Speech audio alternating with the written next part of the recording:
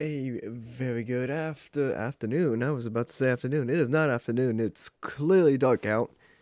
It's clearly 7 o'clock, which means it's the evening. Good evening, chat.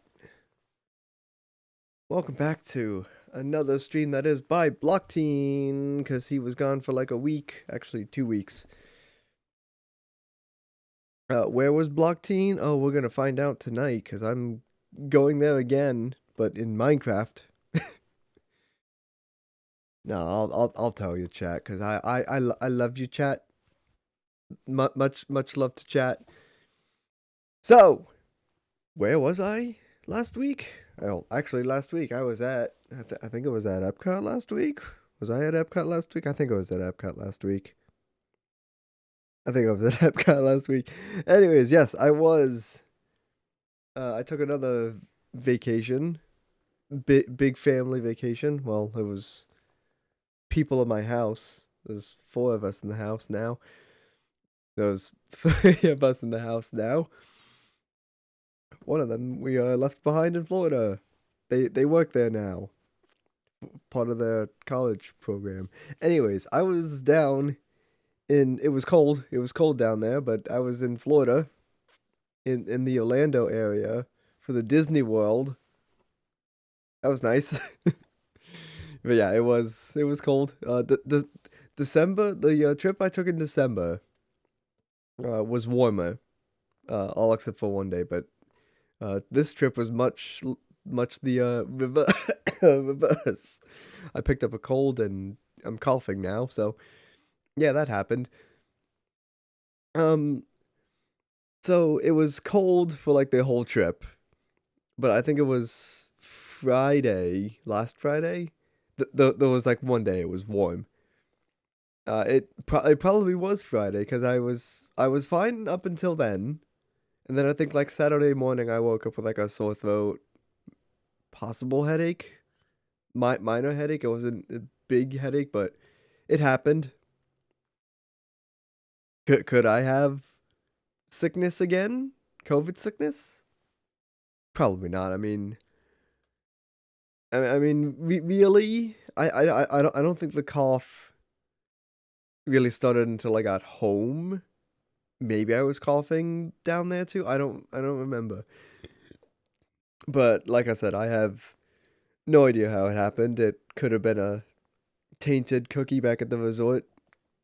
Some grubby kid touched it. You know how kids are, they don't wash their hands, especially, well, really good anyways, but they cough into their hands, they touch things, and then that's contaminated. So it's possible that's where I got it from, because I did get a cookie from the resort I stayed at, uh, Friday,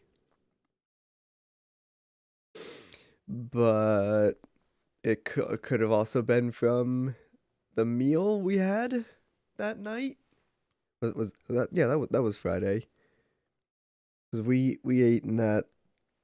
I'll show you when we get to the when I finally decide it's time to play. But we ate dinner at La Cantina Dinson Endel, the Mexico restaurant, outside across from where the Grand Fiesta Tour is. If you know, big Disney nerd like I am, you'll probably know what I'm talking about. But it's like that restaurant after you cross the bridge. I'll show you on the Minecraft server. I shared part of a meal with my mom, who is also, sick, so I could have gotten it from her too. Like I said, no idea where it came, like where the sickness came from. So if I'm sniffling, that's that. If I cough, that's that too. Anyways, so I showed this off in December, like following my December trip. So I feel like every Disney trip we take, I'm gonna hop on the MCParks server and just gush over how well they do, like the magic is real. I don't know where I left off, so we'll find out.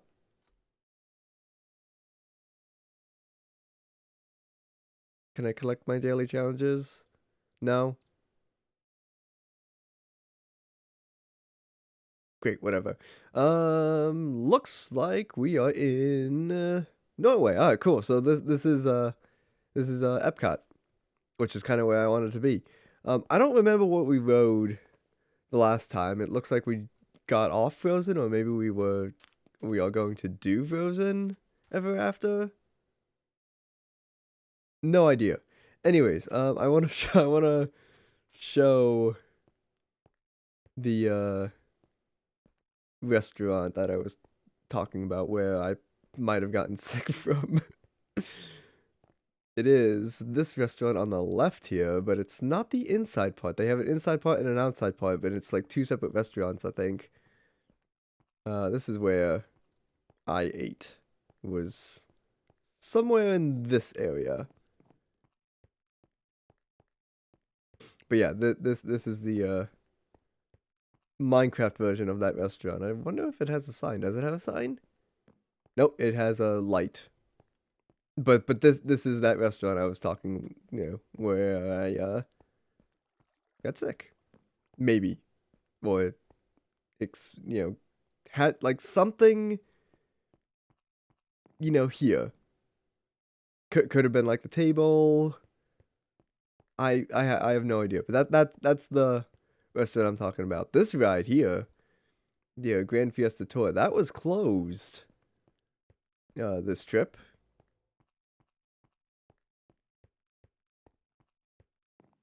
We'll come down here.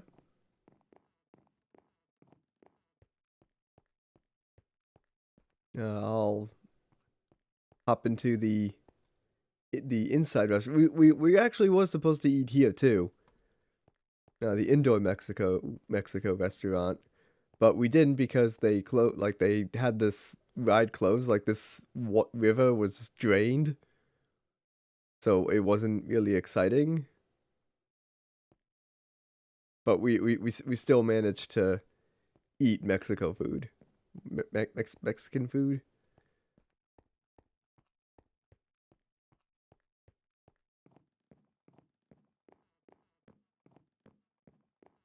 Yeah, there's all that. Real quick though, I kind of want to exit on a full screen here. Hello, Linus dropping uh stuff. I want to see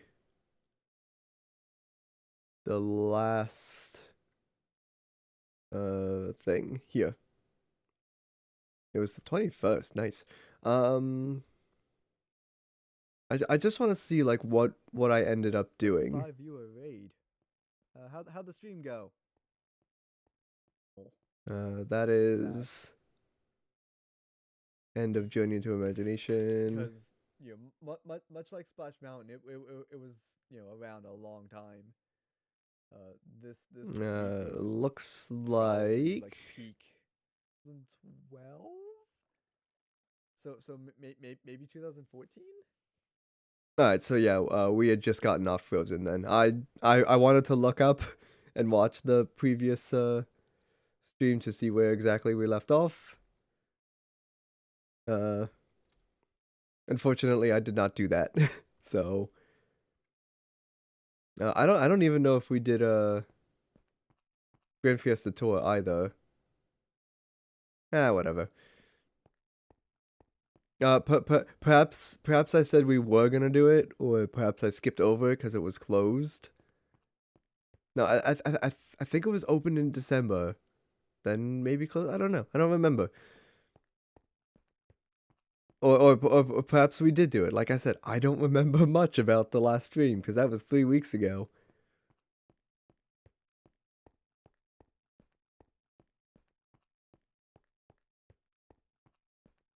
Anyways, we're gonna pass by Norway again. And continue making our way. counterclockwise, which actually is the way we go uh, in real life. We go counterclockwise through a World Showcase. They are advertising their audio service. I'm not going to use that audio service because that's copyrighted Disney audio. If you're watching the stream live, I do have lo-fi Disney music playing somehow.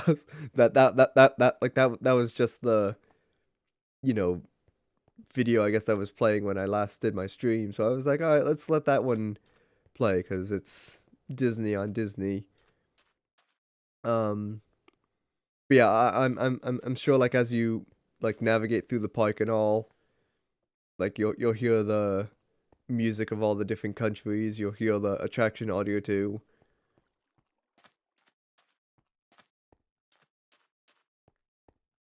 In here, we have the one of the two Circle Vision theaters left actually in the parks. Circle Vision 360 is a very old technology that utilizes, I believe it's 9 screens. Let's see, 1, 2, 3, 4, 5, 6, 7, 8, 9, 10, 11, 12 here maybe, but it's probably about 9, I want to say. It's some amount of number. In fact, I kind of want to look this up too. Wikipedia, to our friends at Wikipedia for Circle Vision 360.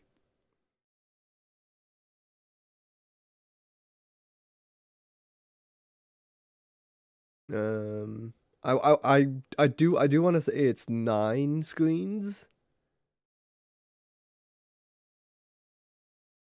Oh, here, the number of screens 11 or 9 being odd results in a gap being opposite of each screen in the circle.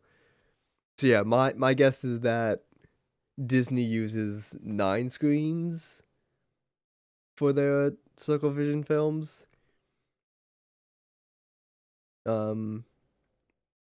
Yeah, here's two of them actually right now. Although it's not Oh Canada, it's uh Canada Far and Wide, and it's not Wonders of China, it's Reflections of China, but it's still uh that whole thing.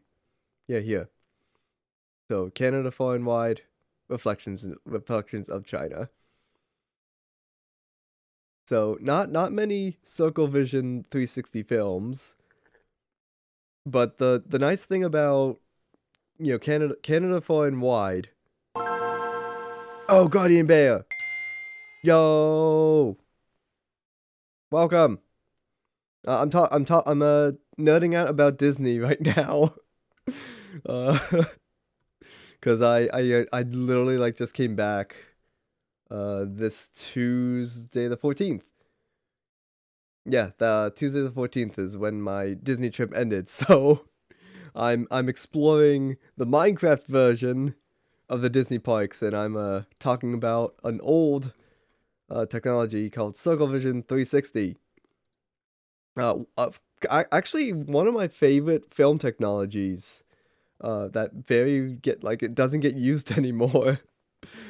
um, well, I was talking about Canada Far and Wide, the latest 360 film that they've done. So they took out O Canada, which was narrated by Martin Short, that guy, and they made Canada Far and Wide, which I mean it's still shows like the nature, beauty, and the sights of Canada, but it's narrated by Catherine O'Hara and Eugene Levy, so two like you know Canadian natives, whatever. But they took out the old film projectors. I wish they had like pictures of the Disney theaters, but they don't. I could probably pick out a theater, Canada Far and Wide, Epcot Theater.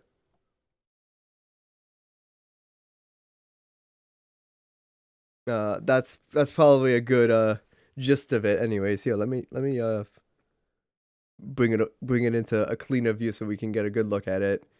So there's, like I was saying before, there's about 9 screens, sometimes 11, and in between each screen there's a little window where the projector sits. Um, when it was Oh Canada, when it was the Martin Short uh film, it was still like regular old, I don't know, film projectors. It wasn't digital projectors. Canada Far and Wide was the first digital projection 360 ride at Epcot. Wondrous China is supposed to be the next one that's supposed to do, but 2020 happened. China was supposedly the root cause of that, of what happened in 2020, so they still haven't gotten around to it. So it's still reflections of China at the park, and it still uses the old film technology. So when you go see that attraction, you hear the film projectors running in the background, and it's a good nostalgic feel. But I kind of wish it was updated to projection, because I want to say Reflections of China is the last remaining attraction at Disney to use film projectors. All the other, like all the other shows, Tough to Be a Bug, Mickey's PhilharMagic, the Magic Eye Theater that has the Mickey Mouse, the Disney Pixar Short Film Festival, that's digital too.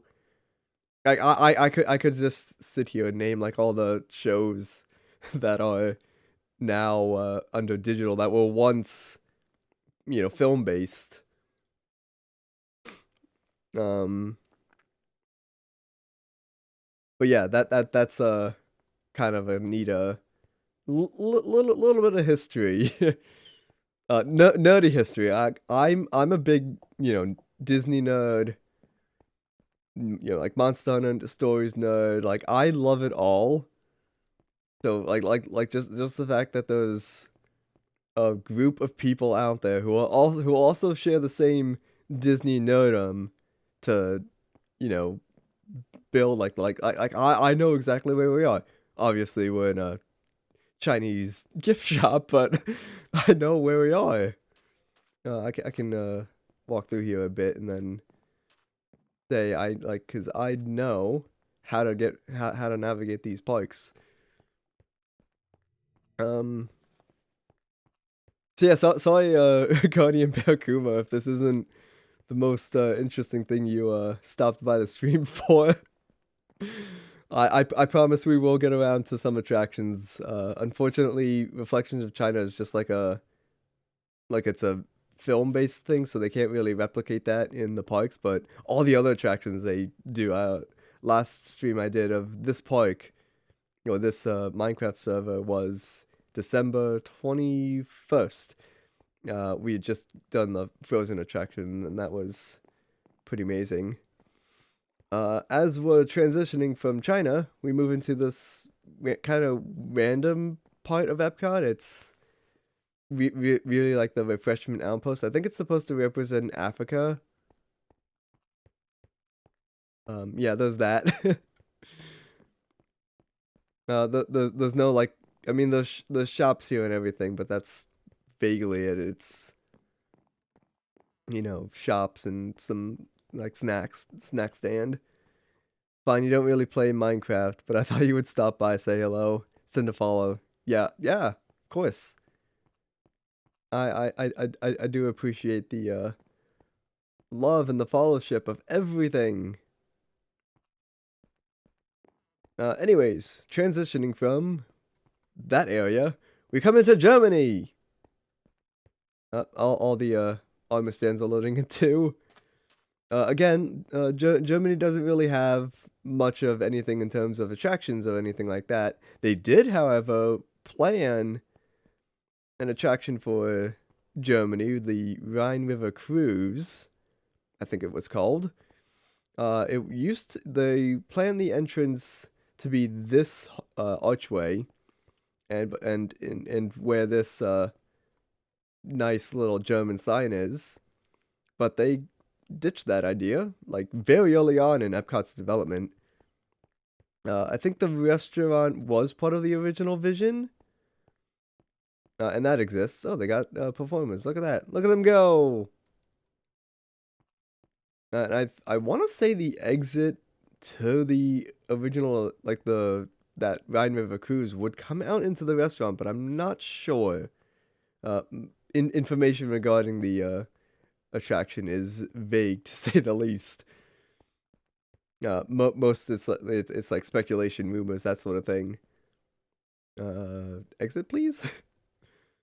As much as I like this restaurant, this is a great restaurant. You know, me and my family, we sometimes eat here. Not all the time. What one could say the prices are inflated, but when your time is just right, you get these guys jamming away. Those like live band playing live German band. It's nice, nice little atmosphere and all that.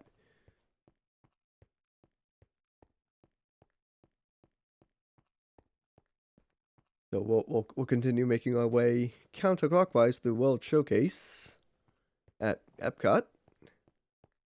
We got what's going to appear to be the train village. Of course, there's no, yeah, there actually is no tracks. Look at that. But in the real parks, this is all like very nicely decorated. They have, what is supposed to be the villages. They have like little model trains that run through here. It's very nice. Me and my brother really like to look at that because we're all like model train geeks. So moving on to the next, again, it's a country that doesn't really have much in terms of attractions or anything. It's just shops and dining. Italy. We actually ate here. The restaurant way hidden in the back here. Via Napoli. This is the restaurant here. Um, can you not get in? Oh no, here's the entryway. I think the entranceway now is further this way. I'm not too sure. But I can show you exactly where we ate. It was probably one of these two tables is where we ate because in the photo you see this little, I don't know, bottle thing or whatever. Yeah, it's got here it's representing, I think, one of the pizza ovens, but there's three in the real restaurant. So you can get a nice pizza pie or whatever Italian food there is. I think they do pasta too and a couple other things. All right, enough of Italy. What's next? Japan, I think. Is that a no? It's American Adventure is next. That person's flying. Good for them. I think this is more vaguely called America or United States than American Adventure. I said American Adventure because that's the home attraction for this area. As I can show here, is being prepared for your enjoyment. So does not exist? Does it exist? Can I at least show the theater anyways? No. I can kind of show it off, by peeking through these doors. But it looks like you cannot enjoy the show. That's a fake lever.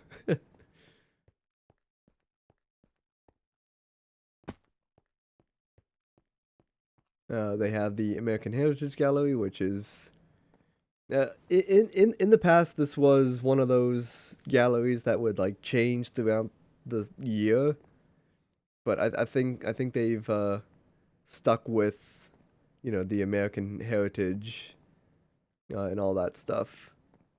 So like Native Americans up like that kind of a history, if you will.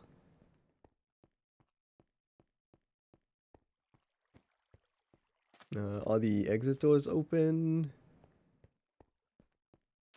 Yes, but you can't they block you from from exploring.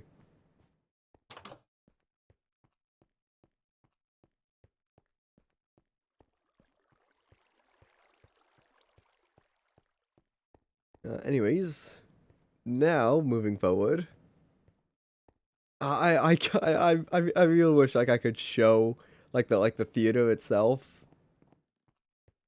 but apparently I cannot. Our next country is Japan. Japan's one of my favorite countries to explore. Not because it's got over here a beautiful. You can't. There's no koi in here, but they do have a koi fish over in that area. A nice Japanese Zen garden and waterfall, stream, river, whatever you want to call it. Like very nice. It starts up here, it flows all the way down. It's really really nice in person. Minecraft doesn't really do it justice, but they do a good job. My favorite store to go to is Mitsukoshi, the Japan like real Japanese store, and they're just like, yeah, let's put one here in Epcot because it's Japanese. So you got all these like all the Pokemon stuff is here. They got Mario stuff. They got Hello Kitty stuff. All like your standard stuff you'd find in Japan, or like things that I guess Japanese culture, if you will. Like it's not just like video games and mangas. It's got animes too, like Spirited Away. Yep, there's some Mario stuff. And then as you go through the store, it's like just other regular Japanese stuff like kimonos and the lucky cats, and of course you can't forget the Japanese candy. They got that too.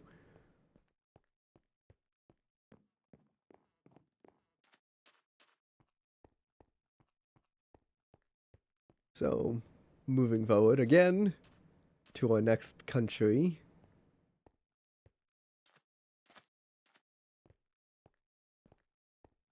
I think it's Morocco.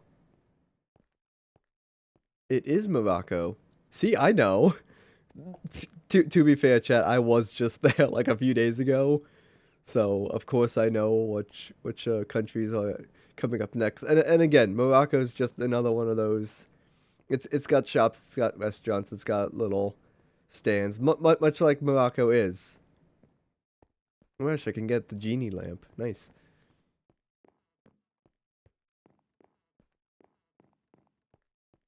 So I think past Morocco, it's France.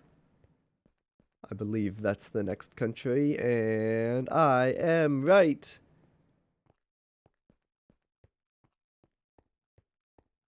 France actually has two attractions. One theater attraction and one ride-based attraction.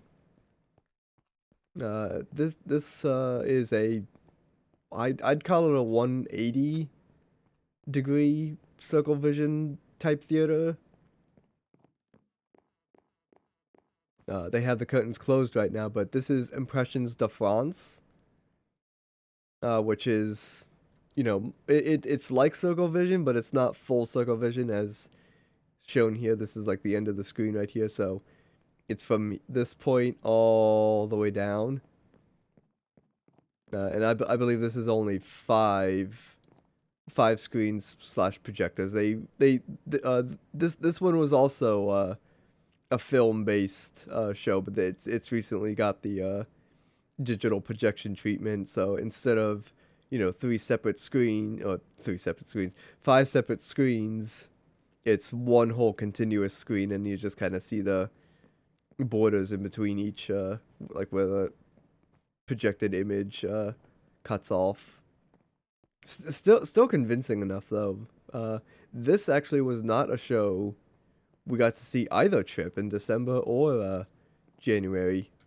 We did get to see Canada far and wide, and we did get to see Reflections of China, but we did not get to see Impressions de France, unfortunately. And then of course this one also exits to a gift shop and combination restaurant. You can get baguettes here, and a couple other good French treats.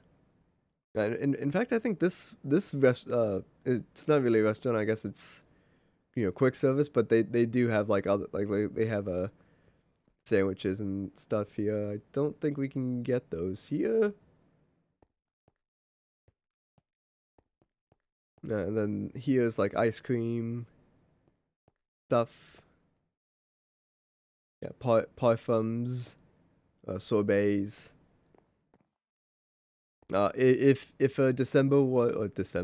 January was in the 70s, 80s, we might have gotten ice cream, but we did not get ice cream. We got ice cream in December. Mom got her, traditional ice cream sundae from the ice cream parlor in Magic Kingdom, and I got a little, little cup of vanilla ice cream. Oh, I'm about to leave France, but I want to see, and they probably do, because the nice thing about MC Parks is that they're really up to date. Unfortunately, I was wrong about that. They are not up to date. They have it walled off apparently.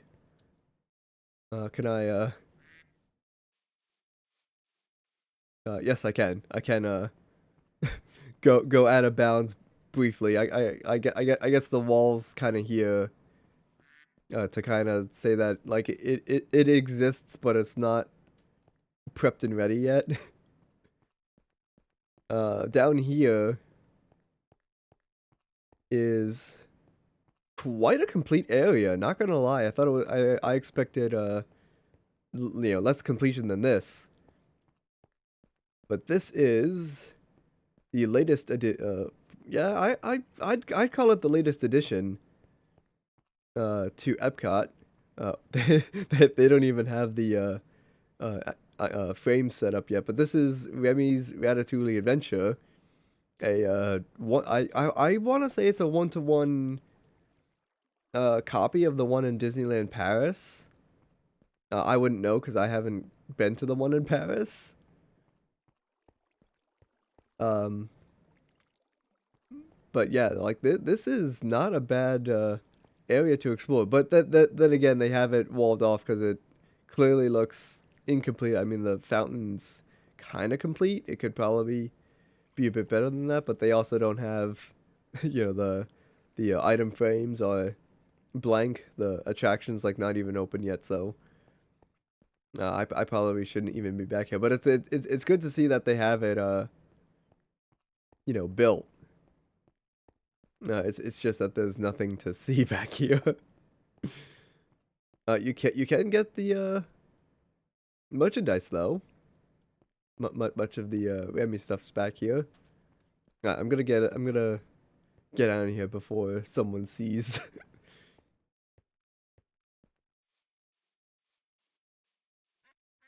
Alright. I was really hoping that I could, show the Ratatouille Adventure ride, but it exists, but it also doesn't exist. Oh boy. Well, anyways, leaving France, we come to this International Gateway Bridge, which is known as the backside of Epcot, or back entrance to Epcot. Here you'll find another shop, the Yacht and Beach Club Resorts, Boardwalk Resort, and I think I want to say Swan and Dolphin is back here too. But you can also, I wonder if they have this working. You can also take the Skyliner. Yeah. Let's pass through these gates here. Pass by our security guy as well. They got the stations, but I think what you have to do is you have to push a button. It'll summon the model, and then you just fly around. So here's our entrance.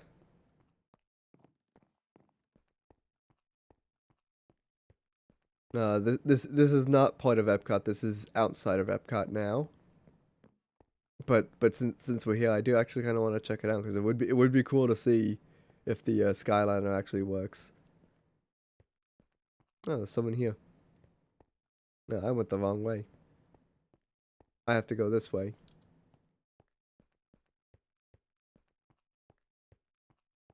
Oh my gosh, they do. Yeah, they got a working Skyliner. Although the Skyliner cabins only show up when you need a Skyliner cabin, so yeah, kind of works.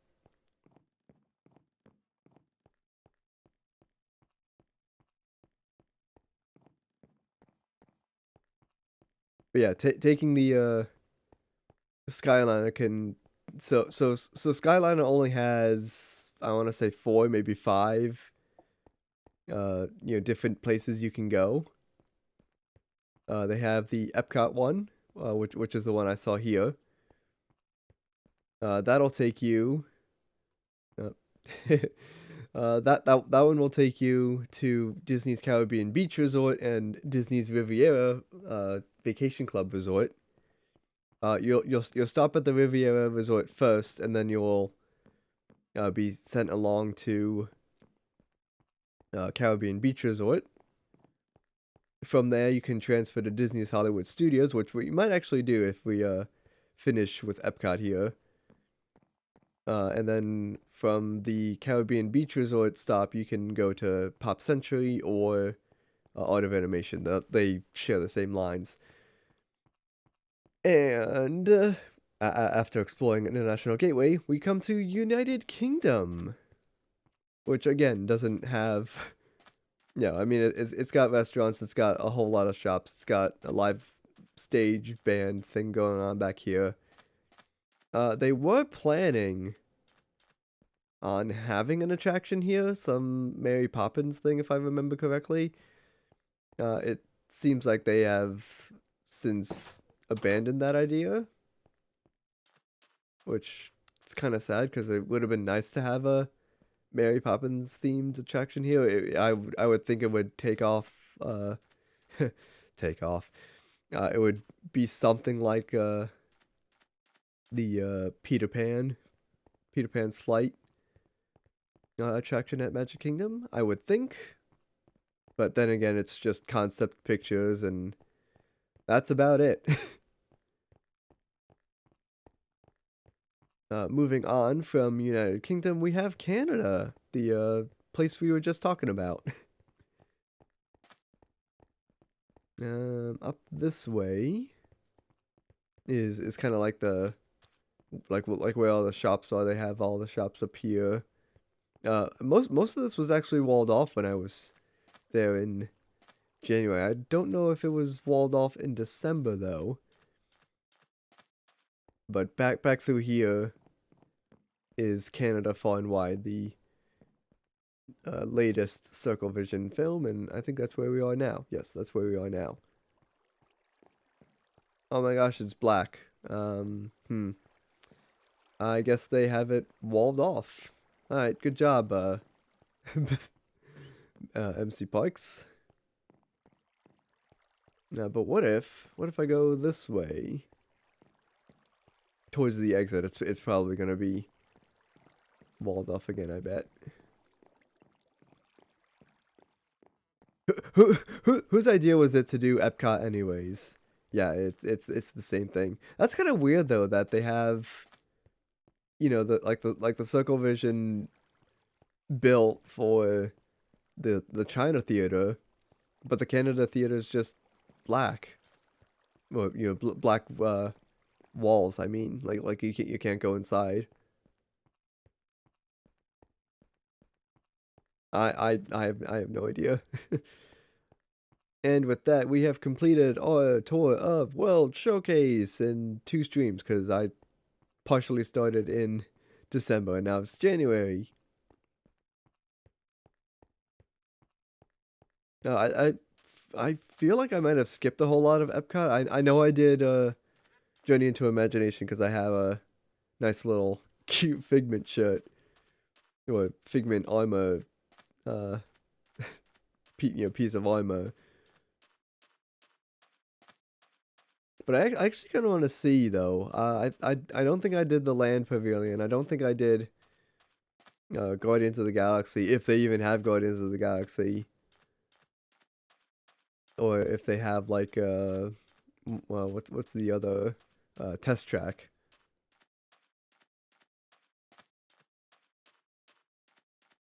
This looks like it's completed. It is completed. How do you like that? This outdoor entertainment plaza. They have a Encanto show over here. That was playing both December and December, I believe. I do I definitely was in December in January. No, they were playing it in this December because we came here. They had the little gingerbread spaceship Earth ball in here.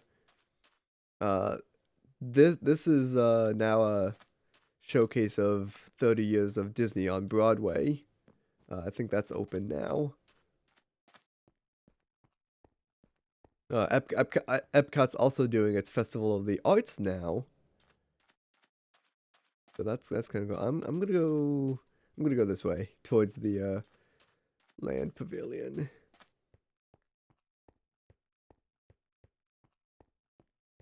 because we've already explored this area. Our best boy Figment area is right there up at the top.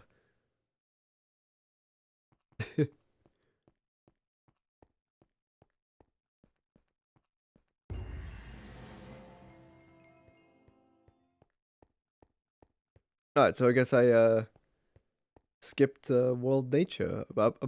Apparently that's what they call it now. I call it the Land Pavilion still because I'm old fashioned.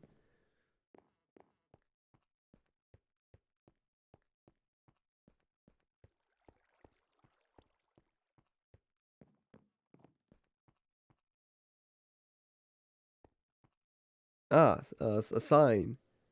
Symbiosis between the land and humankind. Symbolic relationships mean creative partnerships. The earth is to be seen neither as an ecosystem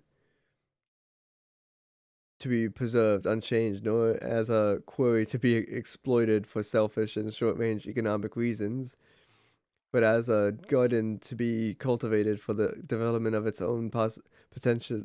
Uh, yeah, some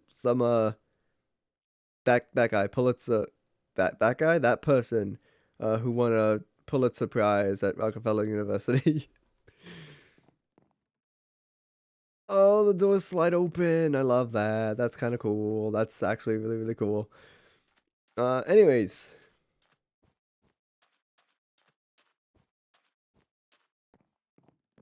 back over this way. I'm gonna take the stairs because I'm a baller like that. We have Living with the Land. Apparently it's 0 minutes. We're gonna ride it anyways. Push button to spawn my boat.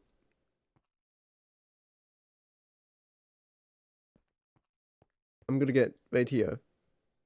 Yeah, boat ride. Did his eyes just blink? Oh, he's waving to us. I love what like you can do with armor stands in Minecraft.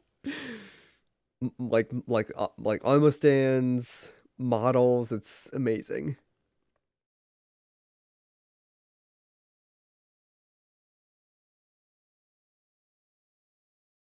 We have dialogue back here in the bottom. I'm gonna read it to us, because that's what I'm gonna do. Welcome to a voyage of discovery and awareness of the richness, the diversity, and the often surprising nature of living with the land. Our journey begins here as dramatic and sudden changes are sweeping over the land. The approaching storm may seem violent and destructive to us, but to nature, it's a new beginning in the cycle of life. So what we're approaching in on is a thunderstorm, which actually looks really amazing. Look at the clouds in the background. I love what they're doing with I'm guessing that's almost stands. It's amazing. It feels so real. It's like the flight of passage. A link so real because it is. Beneath the surface of the land, roots trap water from the flowing mud. It's extracting precious nutrients and minerals. These elements, when combined with sunlight, create the diverse living systems of our planet. So here they kind of have like trees and there's water that's flowing in between it, and the trees soak up the water.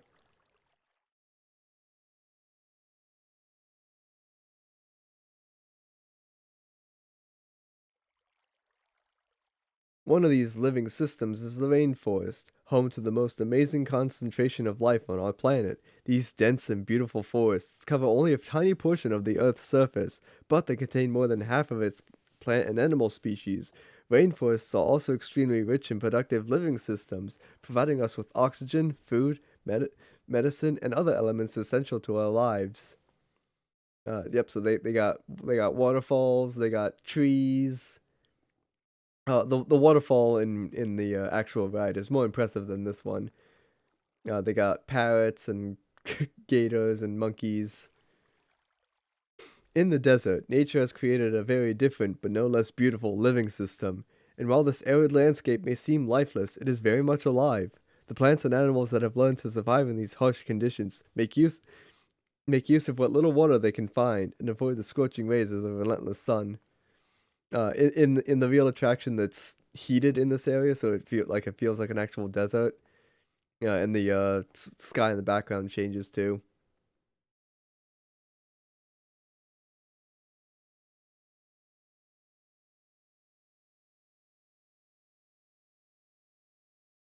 The American prairie once appeared as desolate as the desert, but over time, rainwater and nutrients gradually penetrated the hard surface of this land.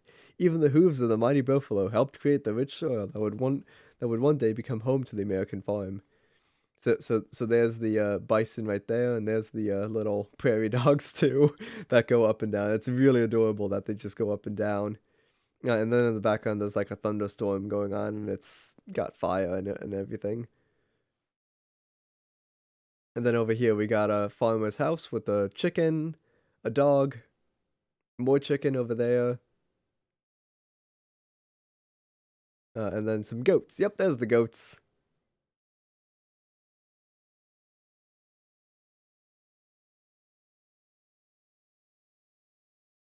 Of all the forces of work on the land, humans have had one of the most profound effects. The need to produce food for the growing world led to the enormous use and sometimes overuse of the land. Oh, the pictures change. I saw that out of the corner of my eye. I love that. In our search for more efficient ways to grow food, we often fail to realize the impact of our methods. So yeah, all these paintings are changing to show people, like learning how to work with the land. That's actually kind of cool that this thing's changing. Today, we are learning to live with the land, discovering better ways to grow food that will ensure both human and environmental well-being.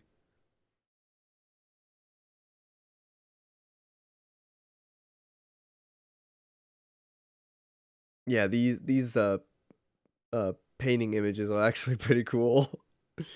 Are they gonna have the dialogue for it? Probably not. They will have eerie noise though. Yeah, no dialogue for this part.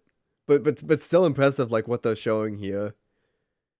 They're basically explaining like Japan's using ways to grow crops.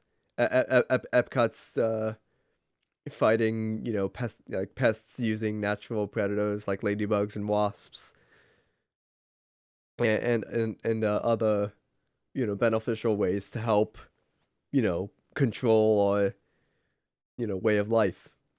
How will we meet tomorrow's growing need for food production, yet still respect the needs of the land? Some of the answers are being discovered just ahead. To help us maintain these carefully controlled ecosystems and for your safety, please remain seated in your boat at all times. I mean, I don't really have a choice. I don't think I can dismount from the ride.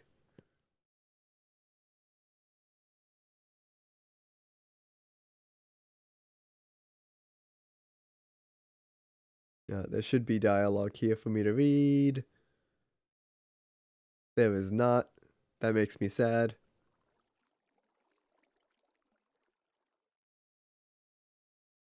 Yeah, yep.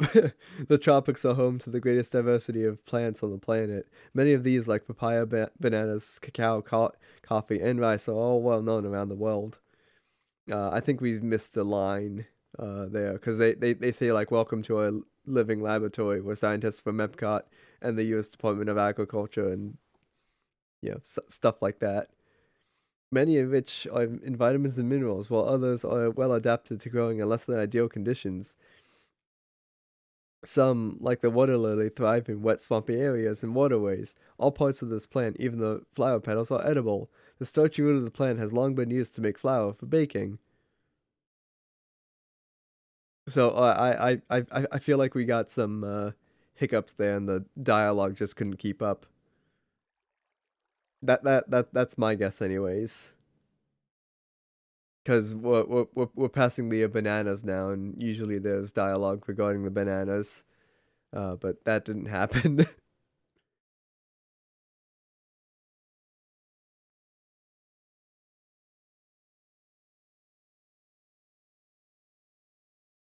When we mention farming, you probably don't think of fish, but fish farming or aquaculture accounts for nearly half of all the seafood consumed globally. Yeah, so we're passing by like all the fish tanks now. They got catfish, tilapia, bass, and catfish. Like the ones you see here, all are three of the more popular crops raised by fish farmers. The sustainable system we're using here recycles the water in the tanks. As a result, we're able to save millions of gallons of water each year. All sm- our small fish farm produces nearly 5,000 pounds of fish each year to serve in restaurants around Walt Disney World. Innovations like this one can play an important role in our efforts to produce bountiful harvests and still protect natural resources. Oh, they got little shrimp too. Yeah, shrimp, farms too. Well, there are more than 50,000 edible plant species in the world. Most of us are only familiar with the handful that make up our everyday diet. The common grains growing here, wheat, maize, sorghum, and millet, plus rice, account for nearly two-thirds of our global food consumption. Learning how to increase yields of these staples is an important goal of research around the world. Yep, there's millet, there's basil, a couple other things back there. What is this? Blue agave. Sugar cane doesn't look like sugar cane, like Minecraft sugar cane. I mean, these plants are definitely on their way up. Innovative growing techniques like these increase yields while more efficiently using resources like water, fertilizer, and pesticides. Another innovation at work here is our integrated pest management system. By populating our greenhouses with beneficial insects that prey on harmful pests like aphids and flies, we are significantly reducing our reliance on conventional pesticides. We're growing these crops using a nutrient film system. This technique precisely controls and recycles water and nutrients. With it, we can produce over 27,000 heads of lettuce a year in this one small area. So that they have little like heads of lettuce growing, and in that one in the back has a Mickey face. That one's also a Mickey face, but some of them say Epcot, which is kind of cool. These crops taste as good as they look. In fact, we serve more than 15 tons of produce from our greenhouses and restaurants here at the land every year. So yeah, this attraction isn't just for show. Like what they grow in the greenhouses actually gets used in as far as I'm aware. I think every restaurant kind of takes from this like these greenhouses. The future of agriculture may include innovative ideas like this vertical growing system. Plants grown in this way use a fraction of the space required by traditional growing methods. That saves water and increases production. The aquaponics system on your left combines hydroponics with agriculture. The fish provide a natural source of fertilizer for the plants, and the plants help keep the water clean for the fish. In our lab, Epcot scientists are working with the U.S. Department of Agriculture on a number of innovative projects. The goal of these efforts is to provide higher yielding and better quality plants.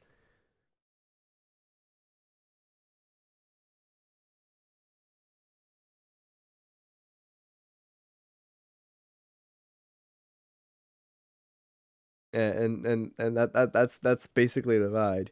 These greenhouses represent just a fraction of the work being done worldwide to produce bountiful harvests for our growing population. Scientists, farmers, and even backyard gardeners are doing their part to improve the quantity and quality of foods that we all rely upon. Together, we can continue to find more ways to increase food production and protect our precious natural environment. Yeah, look like all these people here. Those are like supposed to be people in front of like tomatoes and other crops. And then there's our globe right there.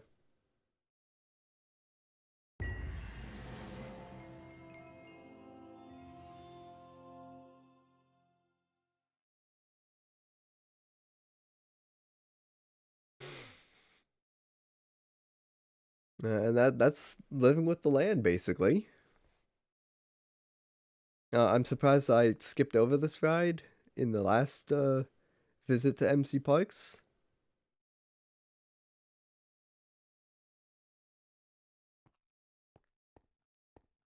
but I'm glad I did.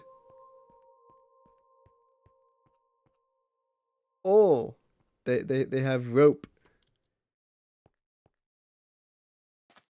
Can't explore Soren just yet. Can I explore the back way? I cannot. I remember in like the olden days, it was I think it might have been MC Parks, it might have been Palace Network. I literally don't remember.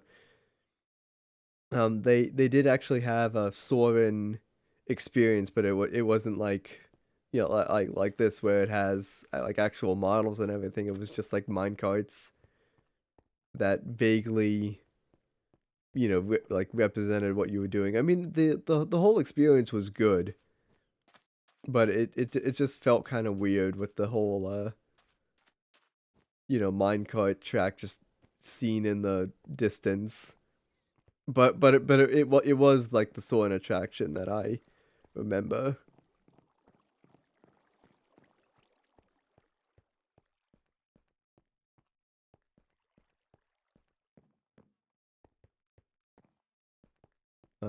Leaving uh the land pavilion, we move on to the seas, featuring Nemo and friends. I wonder if this attraction works.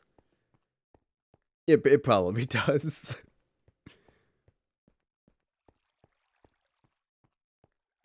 Oh, they got the little seagulls too, and their mouths move. They go mine, mine, mine, mine.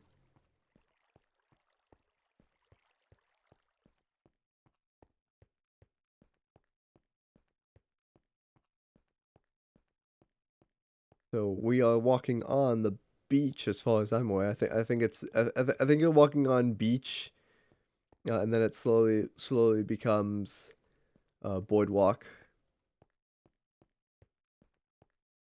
Now we're under the sea because this little like transition area from where we passed by the lifeguard tower It's supposed to be under the sea now. Just like that, magically under the sea.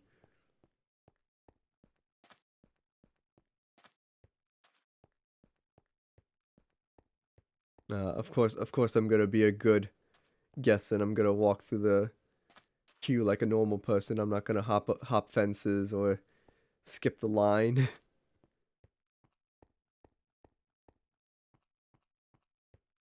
Yeah, you can't spawn the clamshell. Look at that. Look at that. Look at that model. Oh, the door's open too. All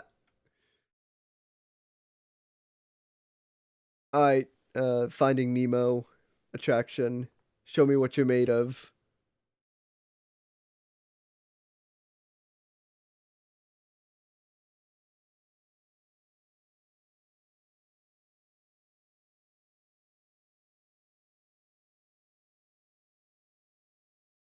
Oh, they got the little fish too. I love the animated like you know maps.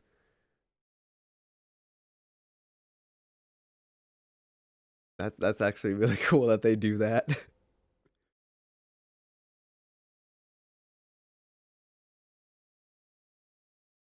Yep. There's Mr. A. We can't leave without Nemo.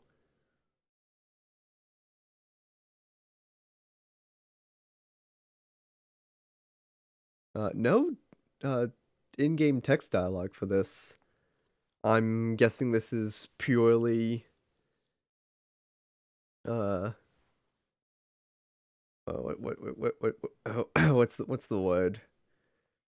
Doing it on the in-game audio experience thing that I don't want to do.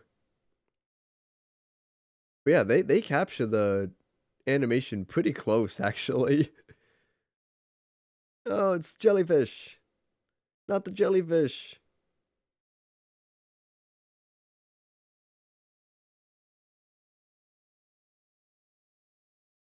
No, there's the anglerfish trying to get Marlin, and there's Dory, uh, tattle tailing on the anglerfish.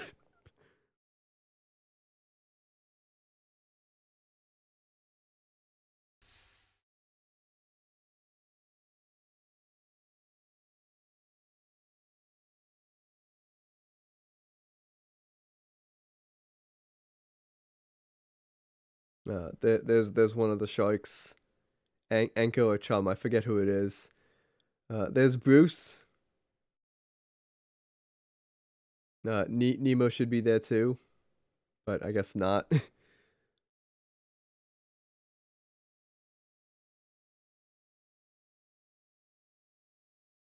Here's the East Australian current portion of the ride.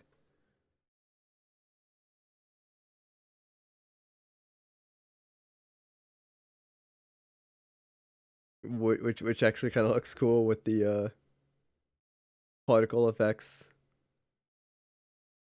There's Crush and Squirt too, I think.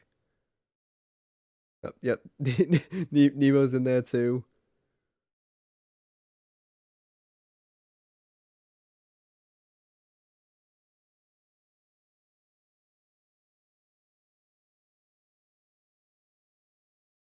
Perhaps they'll have in-game lyrics here during the song portion.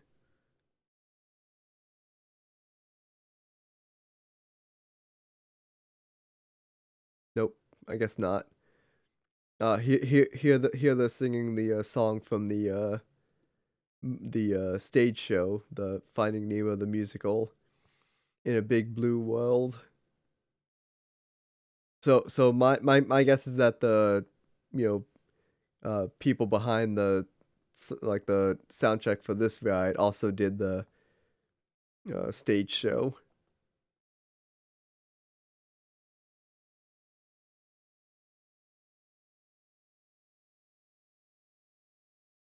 Yep, and there's the starfish to wave us goodbye.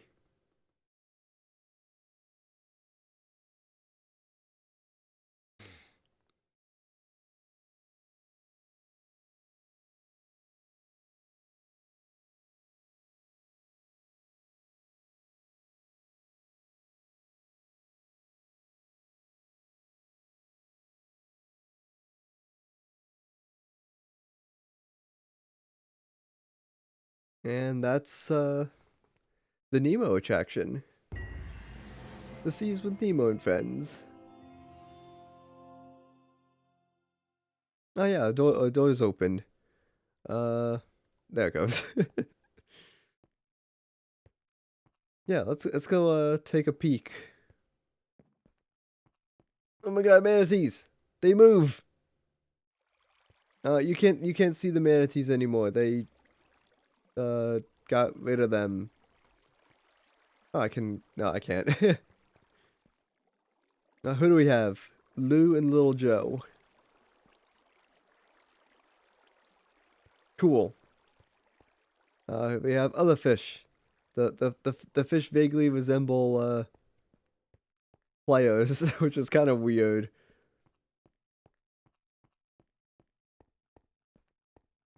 Yeah, they got all the fishies. Oh, and there's a Mickey Mouse in there too. Do they have the hidden Mickey rock formation? I don't think so.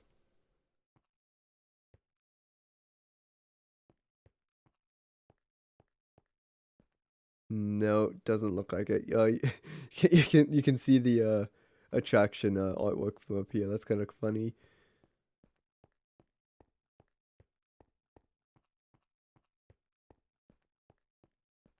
Let's head back downstairs.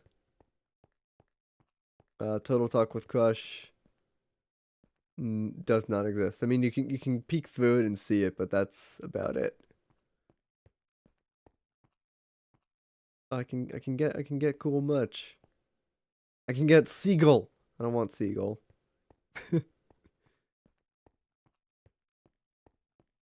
Yeah, so that was the Seas with Nemo and Friends, and its attraction, the Seas with Nemo and Friends. Oh, I do have a Figment Magic Band. Of course I do. Must buy all the Figment merch, right, chat?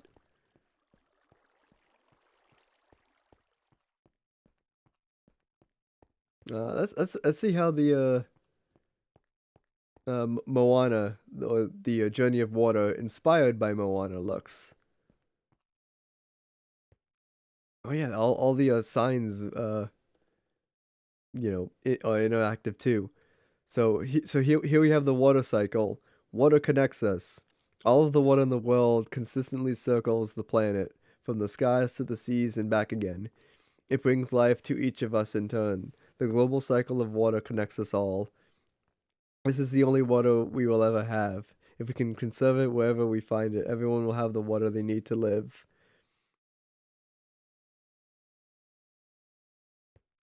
So here's rain. So this is what rain looks like. A cycle begins.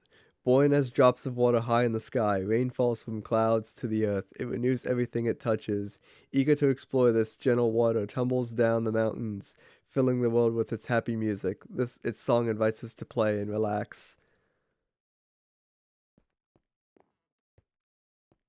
So here you can play with like the water droplets, or I guess the rain, if you will.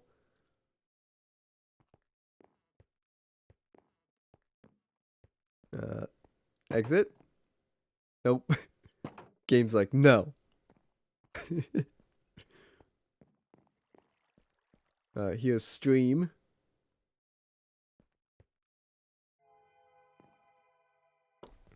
Traveling together. As rain runs over the ground, trickles of water come together to make a new stream. Encouraged by gravity and by the shape of the land, this small stream begins its journey by heading downhill toward the ocean. More water will join it along the way, strengthening its flow. There's other information here as well that I'm not going to bother reading. Wetland, which is this area here. Building community. What did stream say? Traveling together. Wetland. Building community. Slowing down as it leaves the hills, our stream spreads out and soaks the soil. This wet ground grows special plants that offer food and a home to water-loving animals. Some of this water stays at the surface, and some continues downward toward the ground. No one knows just how far or deep it goes. So here you have a choice to walk through the water or to not walk through the water. We have spring, hidden depths. Moving underground, water filters through sand, gravel, and cracks in the stone, becoming cleaner as it goes. It may hide in this deep, dark storage space for 1,000 years or more. Eventually, some of this water gets pushed back to the surface to continue its travels to the ocean. Here it bubbles up to the light. Here it bubbles up to the light in a small natural spring. Oh yes, the water does interact. That's cool. I love that. So in the real attraction, you're supposed to do it with your hand, but here it's just looking. So as I move my arm up and down, the water level changes too. That's super cool. Ah, that's amazing. Land, land sign. There it goes. Shaped by water. Not all parts of the water cycle are wet. The land itself is a big part of the journey. Land shapes water's movement, and in turn, water shapes the land. As water travels, it continues general motion. As water travels, its continuous gentle motion sculpts new paths in solid stone. It carves deep pools and cool waves, creating playful waterfalls along the way. Is the water gonna stop? The water does stop. Yes, that's so cool. We are not gonna go that way though. As much as I would like to, because the water actually stops for you as you get close, much like the real attraction does. I don't want to. All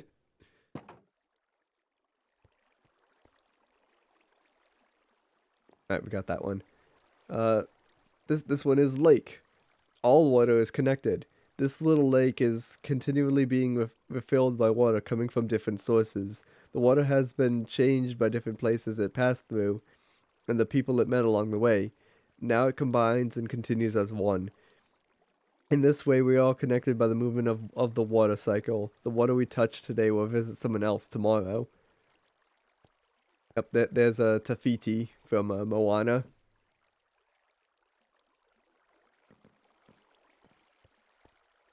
Hey, buddy. This cast member is probably saying, "Oh, take your photo or go this way." I'm gonna go this way. River. Show me the river. What? Yeah, the red text I'm looking at. River. We are all voyagers. Our winding river uses its energy to deliver fresh water to the people, plants, and animals that need it to live. We use water to grow food, to make clothes, and to create many of the objects in our homes. It even makes up a big part of our bodies. By using water in so many different ways, we are part of the cycle too. We are all water. Well, there you go, chat. We are all water. We are not humans anymore. We are just water. Powerful stuff, am I right?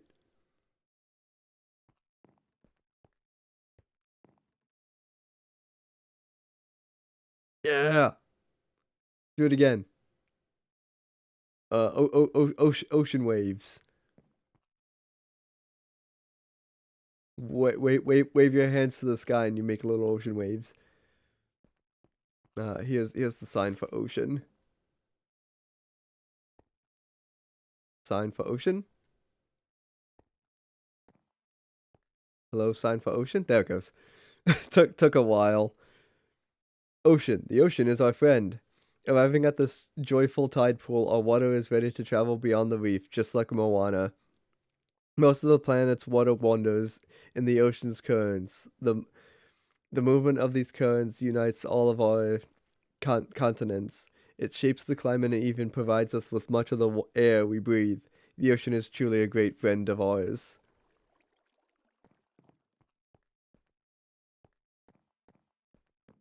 And then back to the sky. Water knows the way. To get back to the clouds, our water takes on a new form. The sun's warmth changes it into invisible vapor and lifts it to the sky. The vapor cools into clouds of tiny droplets. Now it's ready to be reborn as rain and start its voyage all over again. This amazing journey from the sky to the seas and back again keeps our planet alive, connecting us all. And that's really the whole journey of water. Fun little walkthrough. It's great for like when it's a hot day out at in Florida, but when it's a cold January, it's not really worth. Not even in December. I don't think in December we did it. We got the Epcot ball, or otherwise known as Spaceship Earth. It goes by many names, if you will. I don't think I did this one, but since I'm here, I'm gonna do it.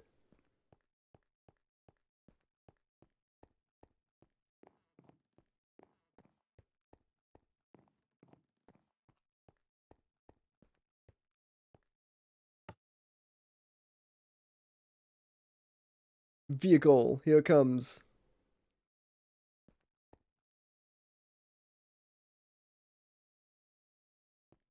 It's just one. Oh no, it's two. Is it two? It is two.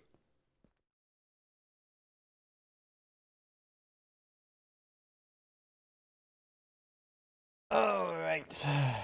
Another nice slow moving dark ride, and that goes over the history of communication, if you will. Communication, technology, that sort of thing. Please take small children by the hand and look down as you step onto the moving platform. The platform is moving at the same speed as your time machine vehicle. Your time machine doors will close automatically. Please keep your hands and arms on the side of the goal and miss throughout your journey. I want to see the doors close. Close those doors. They should have been closed by now because we're going up.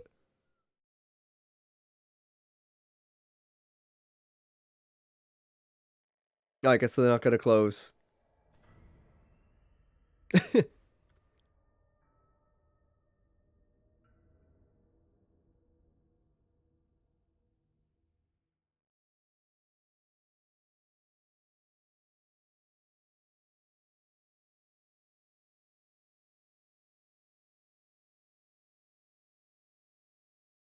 That vehicle is flipping in and out of existence. I actually kind of love it. Now locate the monitor overhead to the right. Make sure your face is clearly visible and wait for the flash. There's the flash. Good. Sending photos to the future. All systems go. Linking you now to your guide. Like a grand and miraculous spaceship, our planet has sailed through the universe of time, and for a brief moment we have been among its passengers. But where are we going, and what kind of future will we discover there? Surprisingly, the answers lie in our past.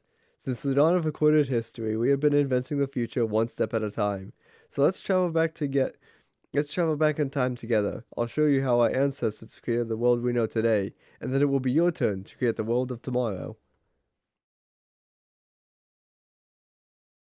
In the original attraction, in the real attraction, it's narrated by Judi Dench.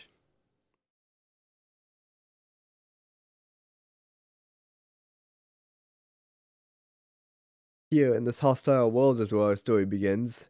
We are alone, struggling to survive, until we learn to communicate with one another. Now we can hunt as a team and survive together. So it's three caveman people fighting off a woolly mammoth. They do actually represent it really well.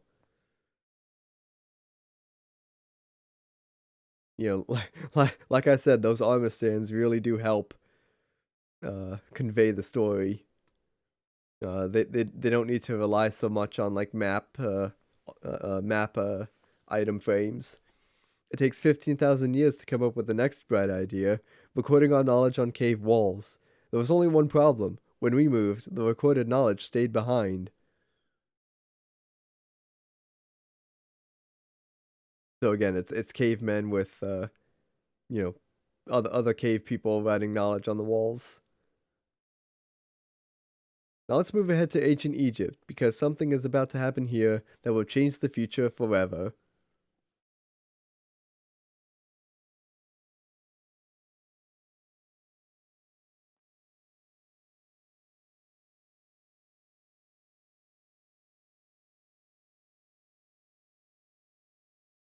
What is this guy doing?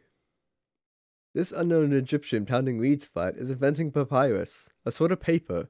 Papyrus in turn creates better record keeping of plans, designs, and unfortunately taxes. But it also brings with it the dawn of great civilizations.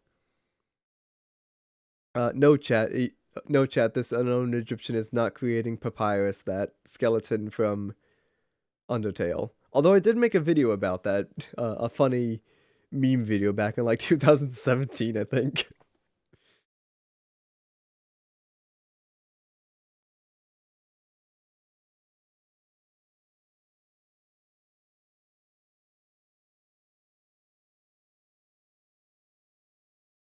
At this point, each civilization has its own form of writing, which none of the others can understand. But the Phoenicians, who trade with all of them, have a solution. They create a simple common alphabet adaptable to most languages. Remember how easy it was to learn your ABCs? Thank the Phoenicians. They invented them.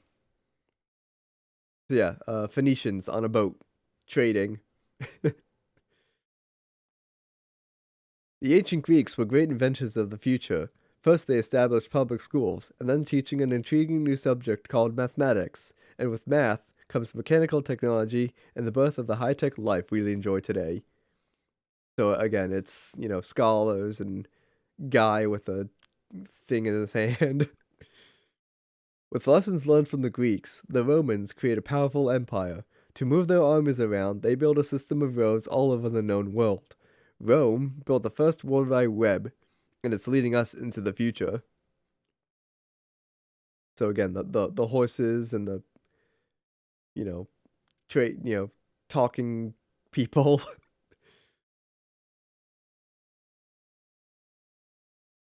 But then we hit a roadblock. Rome falls, and the great library of Alexandria in Egypt is burned. Much of our learning is destroyed, lost forever, or so we think. This room in Spaceship Earth has one of the best smells ever.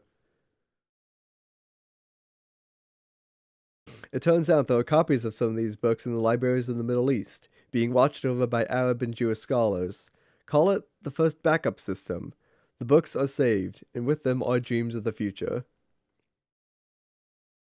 Yeah, all is not lost. A library burns, but we still have, most of the books. They're still saved. In the meantime, here in Europe, monks toil endlessly recording these books by hand, but that is about to change. Where's the guy sleeping? That guy's sleeping, probably. In 1450, Gutenberg invents the movable type printing press.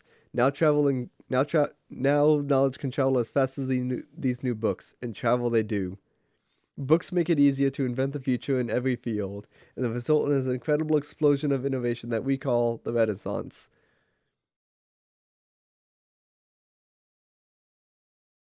Yep, so there's people painting, people mixing paint, people reading the books, playing music, that sort of thing. Someone painting the ceiling, I think. Did we pass that part? No, here we go. Here's more of the scene, I think.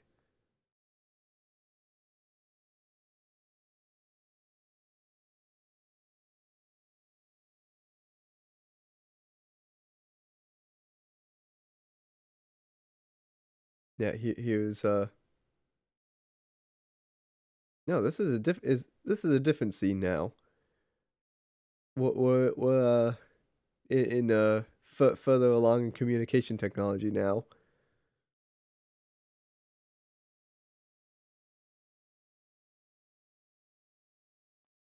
What I saw back there, that was probably the kid's the kid with the newspaper in his hand.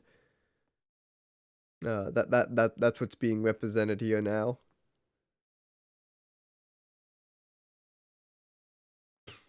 By now, we're communicating from anywhere on Earth, and in 1969, nice, from somewhere else.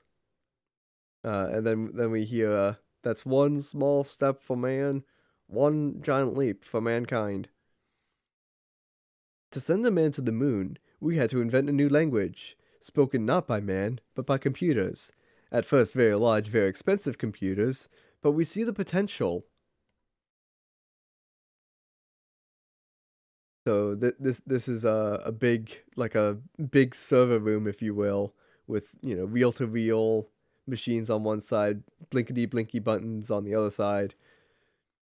What if everyone could have one of these amazing machines in their own house?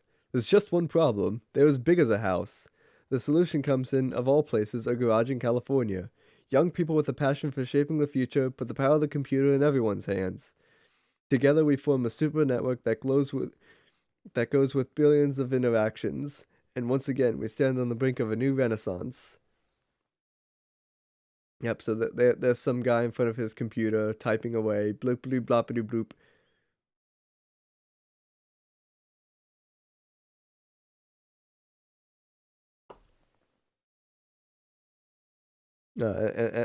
And here's one of a projection tunnel that has like a matrix, text field going on above you, and it changes color and whatnot. And now it's really dark. Now you can't see what's happening.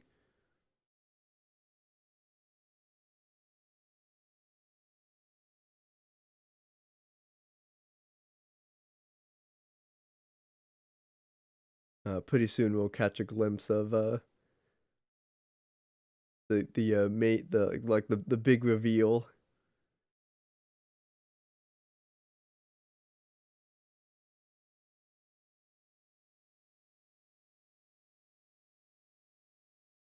After 30,000 years of time travel, here we are, a truly global community poised to shape the future of this, our spaceship Earth. There's the Earth right there. You guys can't even see it. Hang on. There, there's the Earth in all its glory. Please remain seated. Your time machine is rotating backwards for your return to Earth. In preparation for your return to Earth, your time machine is rotating backwards. Please remain seated.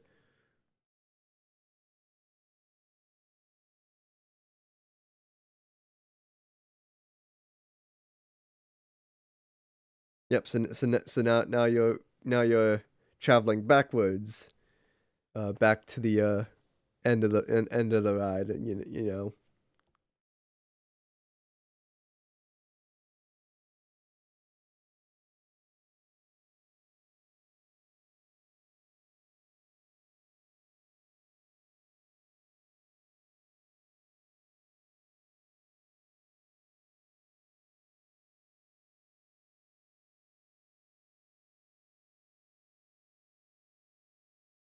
we we're still in the central area. This ride probably moves slower than the real attraction does, and I kind of understand that. There's you know like things you have to account for with the limitations of Minecraft,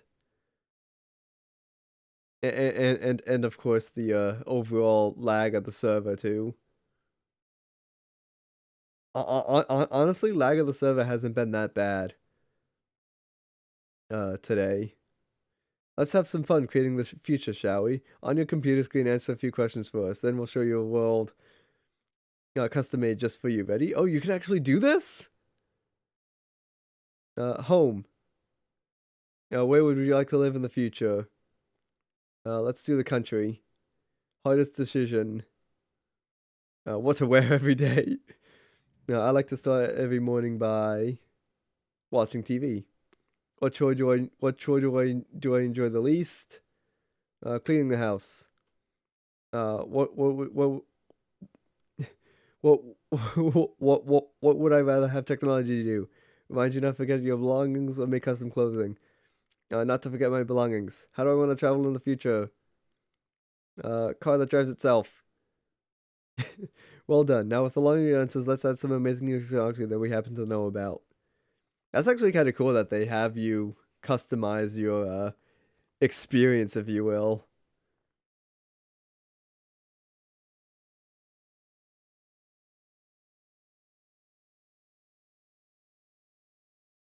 So we'll probably get a custom narration here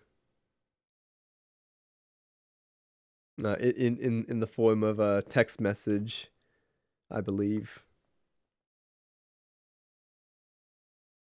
We are still going backwards, by the way, too. It's just really hard to see on the screen.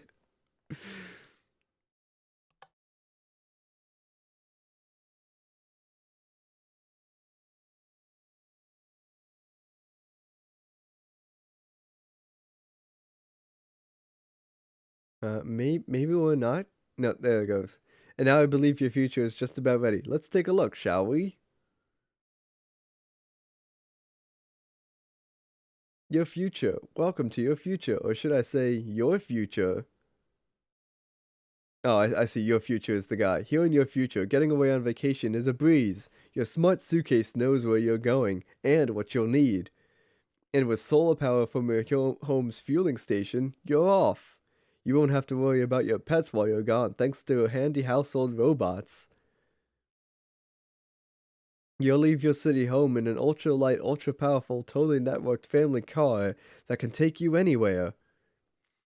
You've already planned the trip with your virtual travel agent. Hotels? Check. Restaurants? Check. Guided tours? Check. Getting there is half the fun, so your family car will be equipped with virtual tools to teach you about the world outside your window.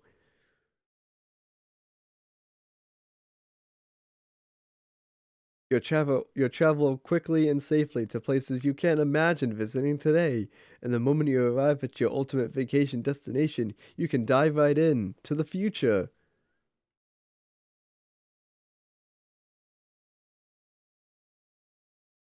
The end, or should I say the beginning, of your future.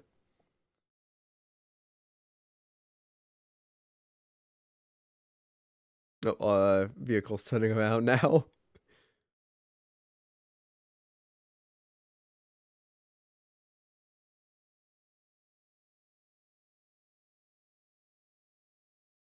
So here's to the next 30,000 years on Spaceship Earth.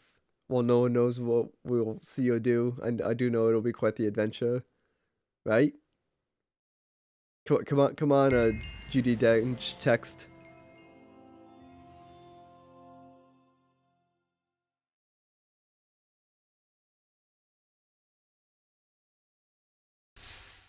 I guess not.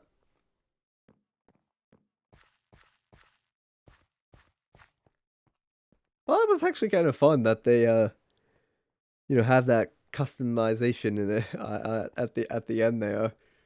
I honestly thought they weren't gonna have it happen, but they did. And here's a representation of the end globe at the end of the ride that shows where you're from. Of course, it's not where you're actually from. You can put in wherever you want.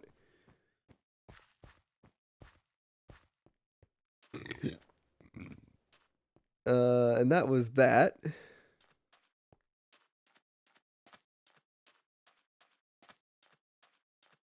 I'm actually gonna cut through the Starbucks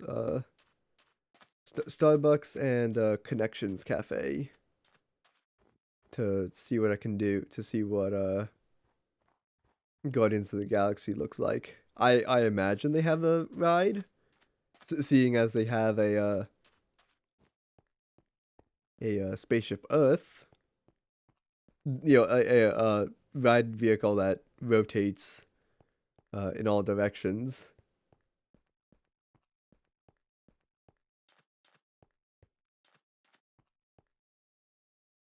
The Wonders of Xandar Pavilion is closed today. Well, I guess they don't have Guardians of the Galaxy, but they do have part of the building. The store does not exist either. Neither does the exit. So yeah, the still in preparation of that ride. Let's go see what Test Track looks like, because Test Track both trips, December and January, was in the process of being re-themed yet again for Test Track 3.0. Oh yeah, they still got it.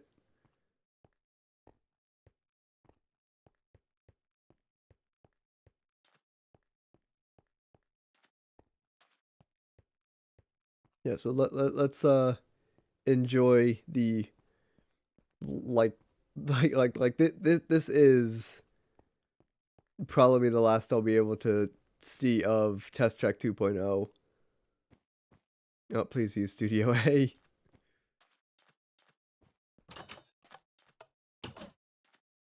Oh shit, you can actually design a car too? Because I mean, it says press space to start. Space is jump, by the way.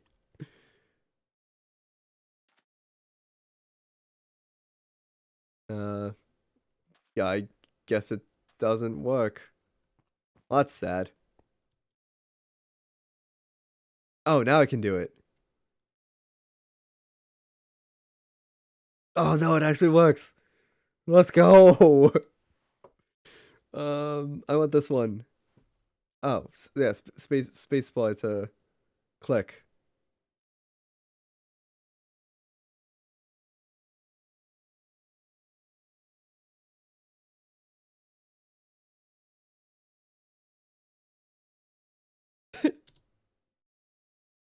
Click, don't drag. Put that there. Put that there.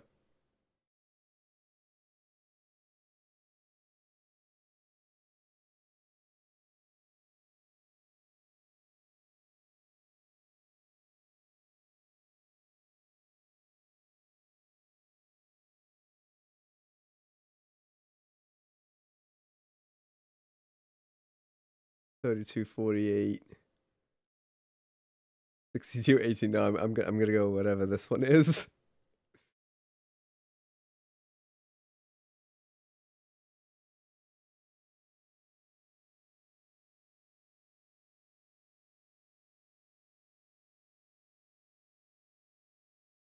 uh 4561.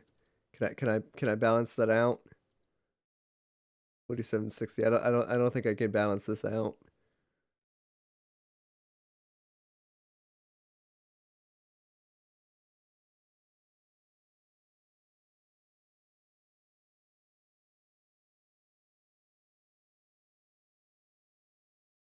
Three minus one.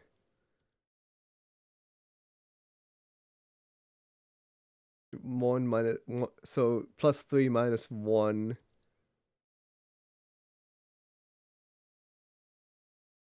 Minus two, three, one, three, three, one.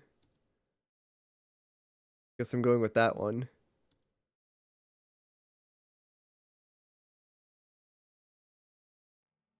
Two, two, two, three, two, two, three. I'm going with that one.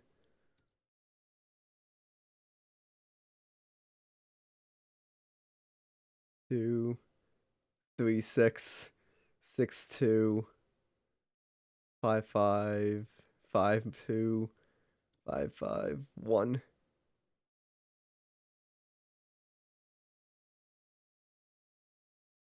I guess hood. Oh, hood works. Yeah, hood works. Kind of. One, two, four, four, one, two, three, four, two, three, three, one. I guess I'm gonna stick with that one. What was that side? Let's go to top next. Top 2, 3, 2, 2, 2, 4, 2, 2, 4, 2, 3. I'm gonna go with that one. So that's top. Let's go to Ria next. To my credit, chat, this is how I do it. Like in the actual on the actual ride too. I go through everything, and of course the whole idea is not to make it look cool at all. It's to make it look ugly and get the highest numbers. 3, 4, 5, 6, 4, 1. So I'm gonna go with that one. Yep, that's our car, and those are our stats too. I'm gonna is F12 my thing?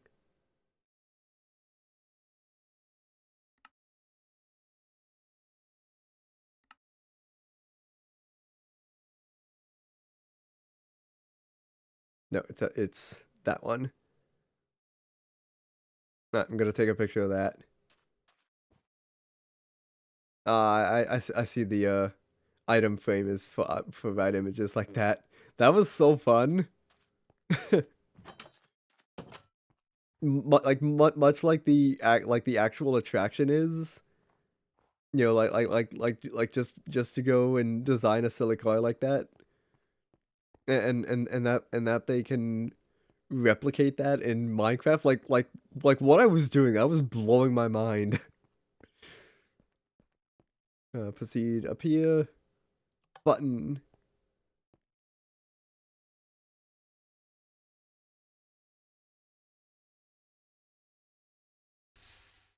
Middle row in the back.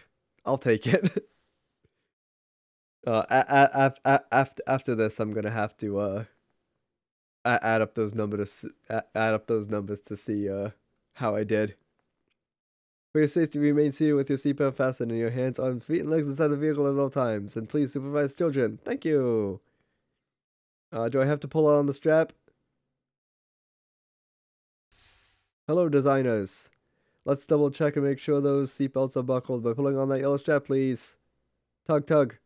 Perfect. Have fun.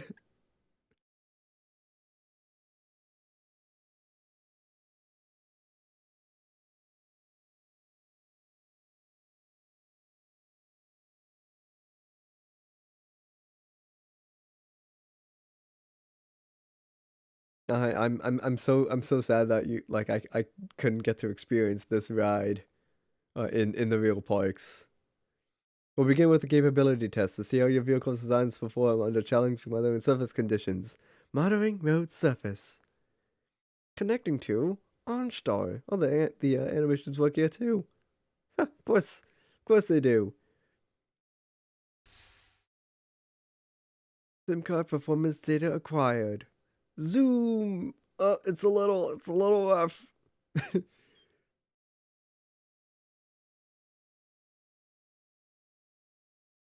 Hit the thing moves away.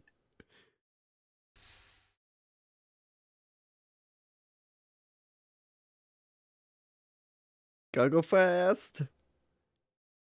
And controlled braking. Ooh, that's nice lightning. That really is nice lightning. Jeez. Hey, look, there's my car. First place. Capability test results displayed and verified. Let's see how your vehicle compares when it comes to their efficiency. Scanning SIM card for optimal eco efficiency.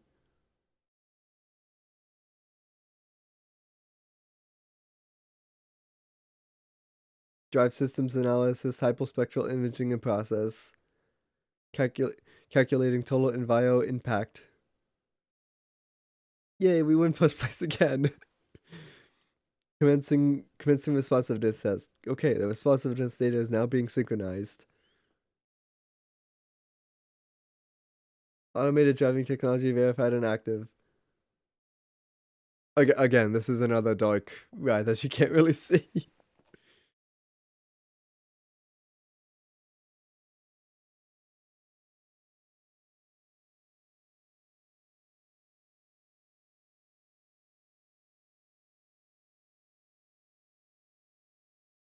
Ah, truck.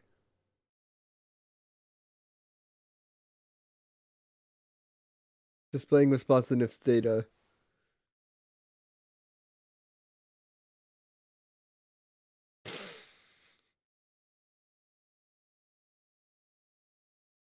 Here comes the final test. Energizing for power test. Ah, the door opened. I love that. Yay! Zoom. Zoomies. Oh, the car turns too. Of course it does. They think of everything. This is amazing. Look at all look at all those cars down there.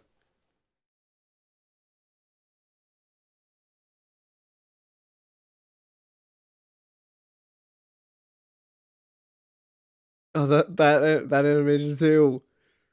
Ah, I love it. I love this Minecraft server.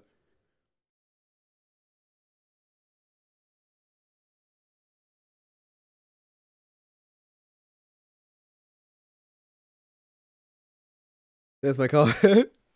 My silly design car.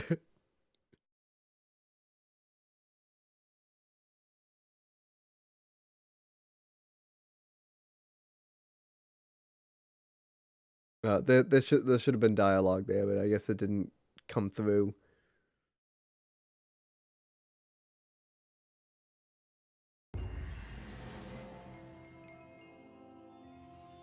Please watch your something and make sure this what's belonging with you. The funnest thing in the scoring area. That's what I'm gonna go do. I gotta go this way. Click. I think I got my right photo. That's not mine. Oh, no, there's mine. I can't see it. What's the number? 196. Now I gotta go find the screenshot. Instances. This one. .minecraft. Screenshots. It's the only screenshot in here.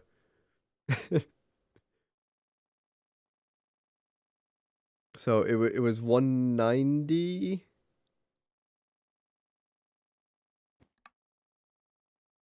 196. Calculator, please. So 62 was the highest. Plus 50. Plus 44. Plus 40. Yep, 196.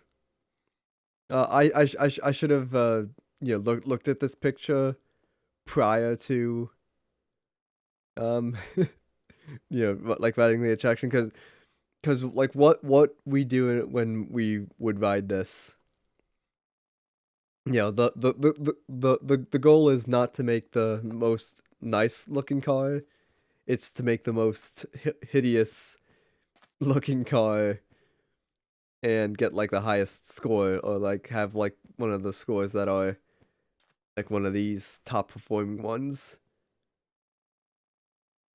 Apparently 3 people made 228s, 221, 220, 209. So I'm sure if I had, you know, 210 or in that neighborhood, I probably would have been sixth overall.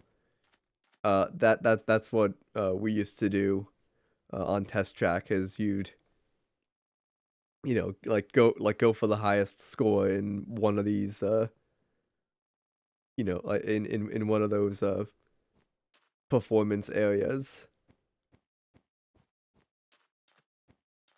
Oh, can you race the cars too? You can't. You kind of can.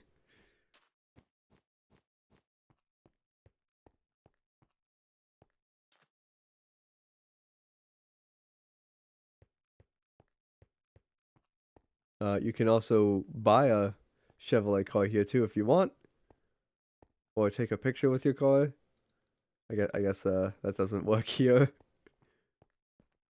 Well, actually no, it's not taking a picture of your car. It's taking a picture of one of those cars in like a cool environment.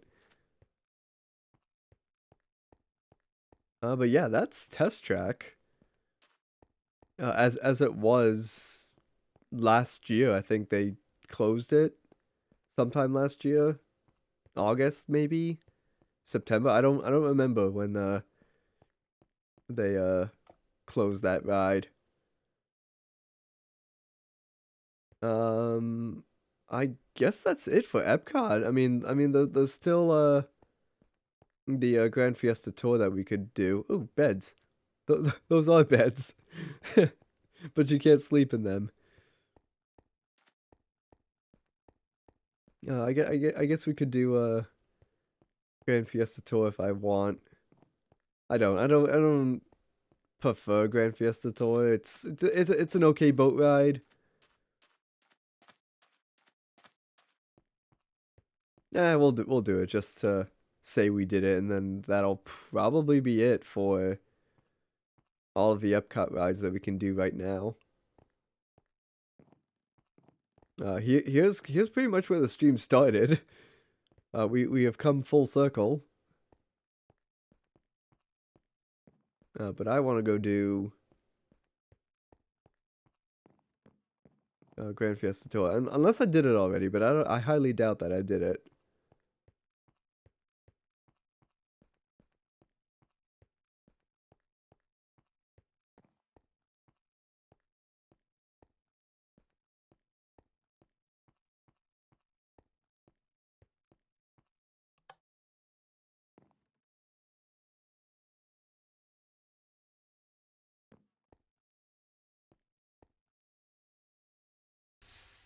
It's possible I did this already, but we'll find out when I get to the end and it says, "Oh, you got the achievement for riding the boat ride."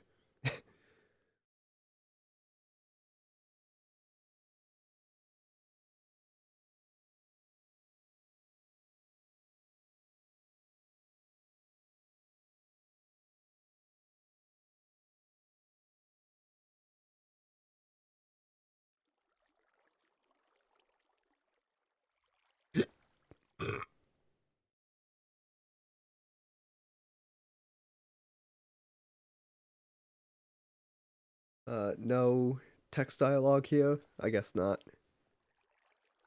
I mean, it's your regular, remain seated at all times kind of deal. And then they say that again in Spanish.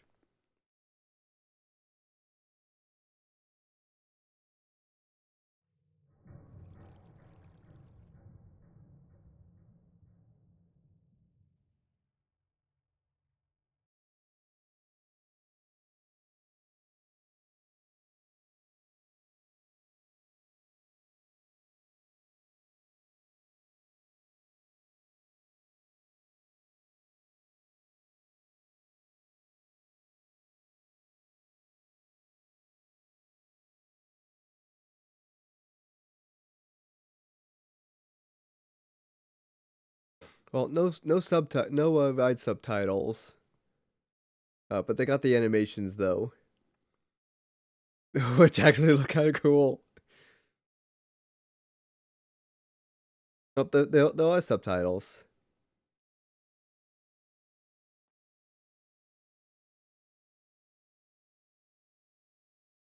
There's Donald.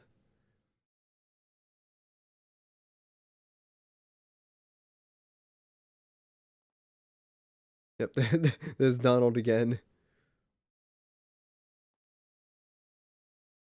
So we have Penicho and Jose looking for Donald. 'Cause it's the three Caballeros.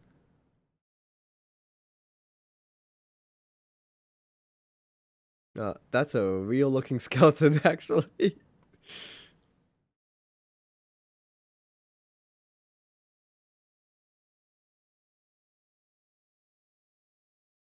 Donald Pinata and kids batting at that pinata as kids do.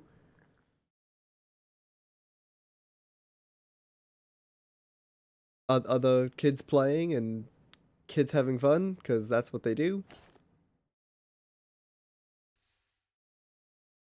Donald needs his bathing suit. Where's the bathing suit?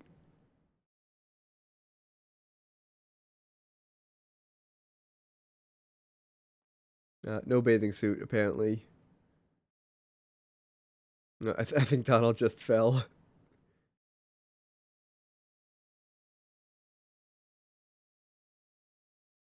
Whee! Yep, there he goes.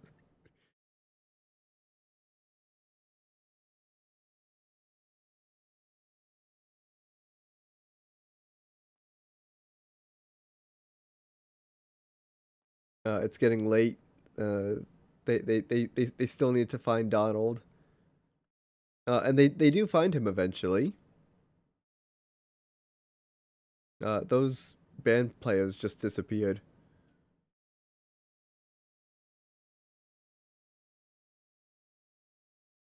Here's Senoritas. They are wanting Donald. There's Donald.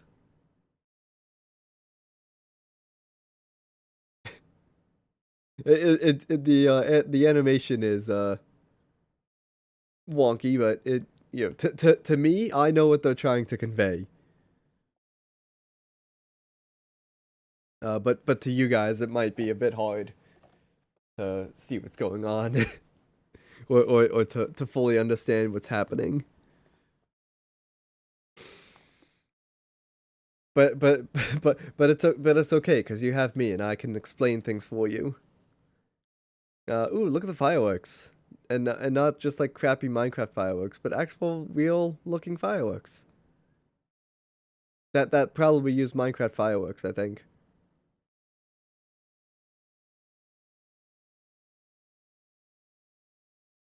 Yeah, the kind of dancing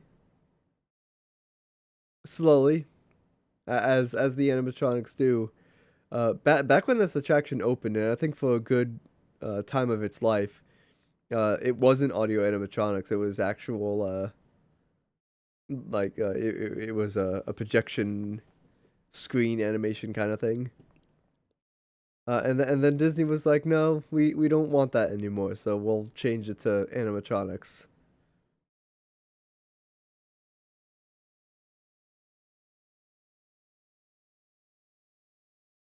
Yeah, that was the Grand Fiesta Tour featuring the three Caballeros. Not a bad attraction. They get the point across, and I actually do like that. Oh yeah, here's the flags for the three. Where are they? Where am I? Down here. Here's the three characters: Panchito, Donald Duck, and then Jose. Jose Carioca. Carciosa? I have no idea. It's Spanish, all right. Let's leave that. That was, but I'm surprised I didn't do that the previous MC Park stream. But now I'm fully done with uh Epcot. So I think now it's as good a time as any to go check out that Skyliner and see how that works out. Because on the previous stream we took the bus, the Disney transportation bus to Epcot, which actually did take quite a long time. Um,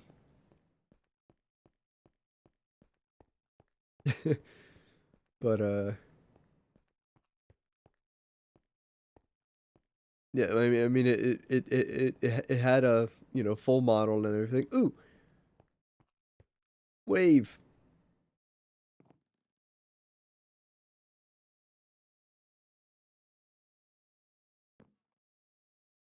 I'm waving at you.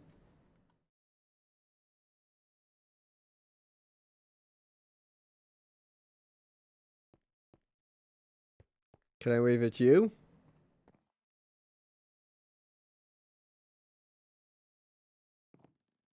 I guess not.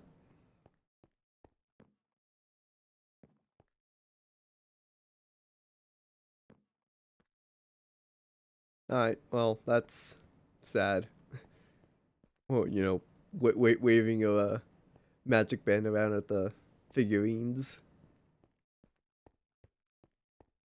That's what I was doing there.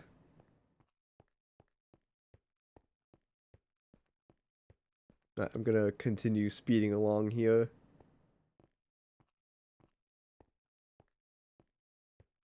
through part of World Showcase. I'm taking the shorter route this time through Canada, through United Kingdom, back to the gateway.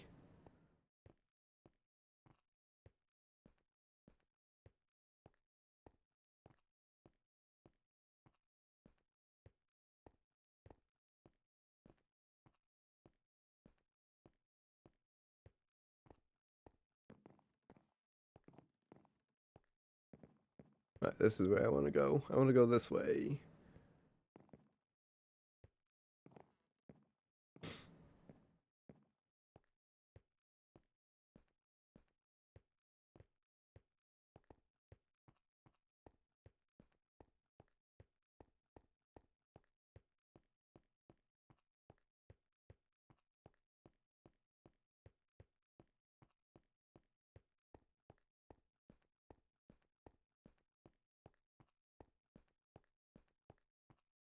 All right, back at the Skyliner station again. I'm probably gonna take this um not to Hollywood Studios. I'm gonna take it to Pop Century because I actually want to see how Pop Century looks. Oh, I got the model too. Is this door's gonna open? I want to see doors open. Oh, doors open.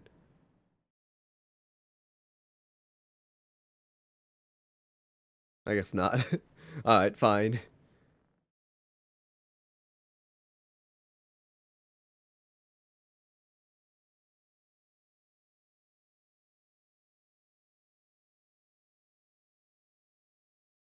Are they gonna do the narration too for Skyliner? Probably not.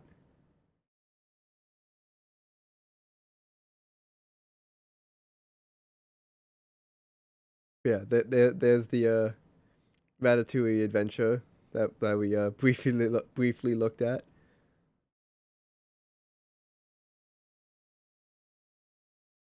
So yeah, this will probably take some time to do the travel. Again, much like the buses do. That took some time.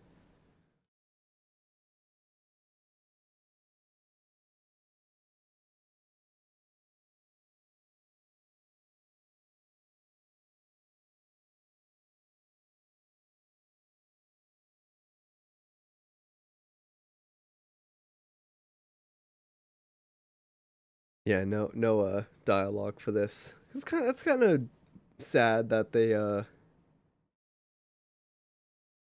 mean, well, to be honest, sometimes the audio doesn't work at all on the Skyliner cabin, so I understand what they're trying to replicate here, but that there is that rare occurrence where you'll get the audio to work.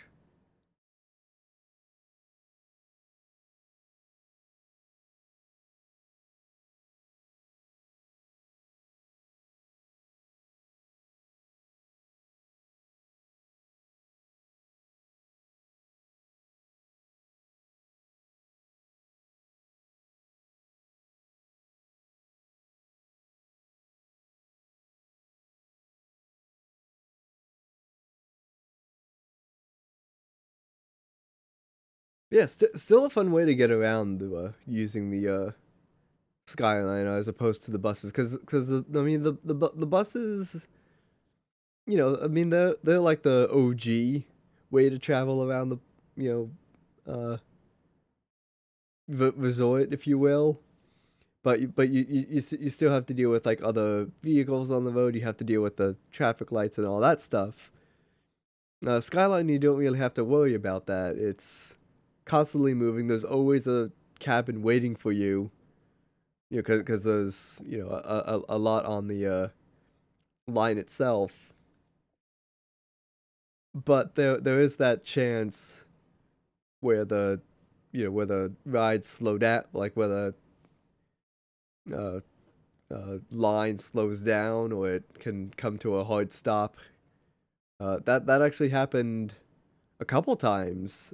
We weren't staying at a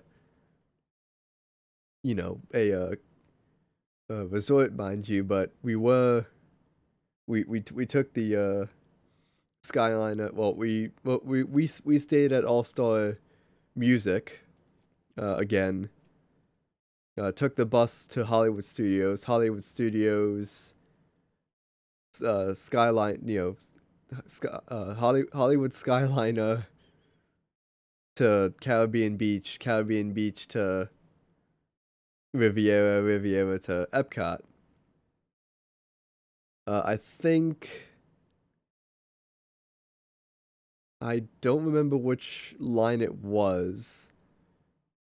Like what was it? Us going to Hollywood Studios, or was it us going to Riviera, Riviera slash Epcot?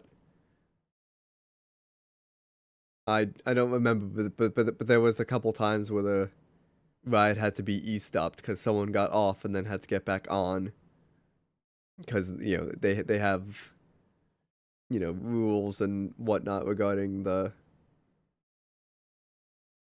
like something like not good happens. I couldn't explain it.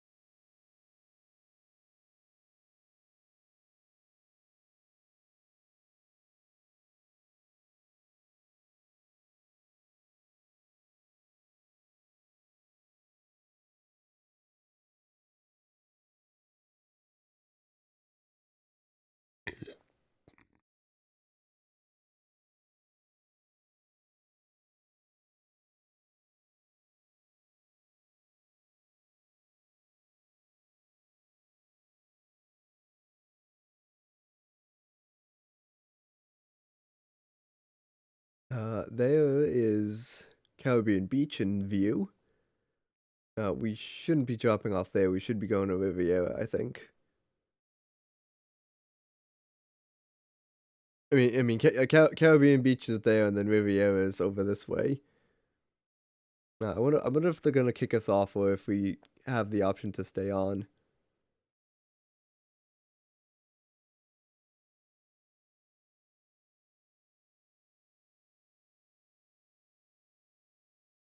Looks like they might keep us on.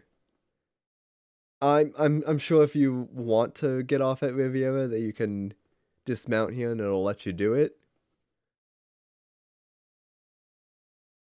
Or I guess what they want you to do is they want you to go to Caribbean Beach and then walk over to Riviera. I'm not too sure how that works. But I know with real Skyliner like the cast member will say, "Oh, you going to Pop Century Art of Animation or Hollywood Studios?" And you'll say, "Yep, that's where we're going." And they'll say, "All right, stay on and you know wait until the next stop."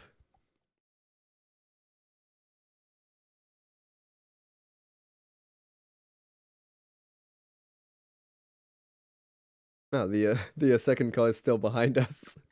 The empty Skyliner car.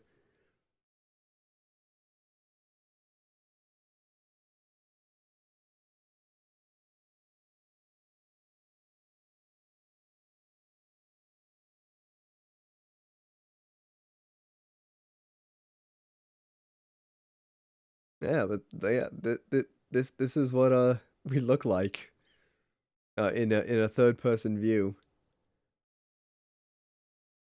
Like blipping in and out of existence every so often.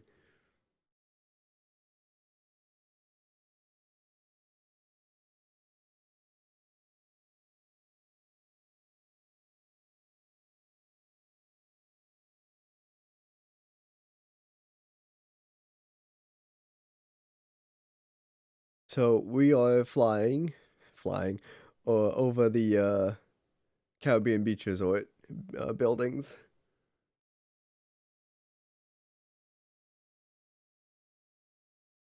coming in to its Skyliner station, and then from there I'll take it to Pop Century Art of Animation. I'll check that out for a bit. Perhaps even see what the room renting is like too, because you can, as far as I'm aware, you can have rooms on this in this experience. So I'm greatly interested to see how that works. Or just to also see what Pop Century looks like. Oh, they got spinning wheel too. That's kind of cool. Oh, I love what they do with like the model resource pack really sells this whole experience. Uh, yeah, there you go. Oh, apparently they had quite a few Skyliner cars. Interesting. So from here you can go. This one will take you to Hollywood Studios, and this one will take you to Art of Animation and Pop Century Resorts.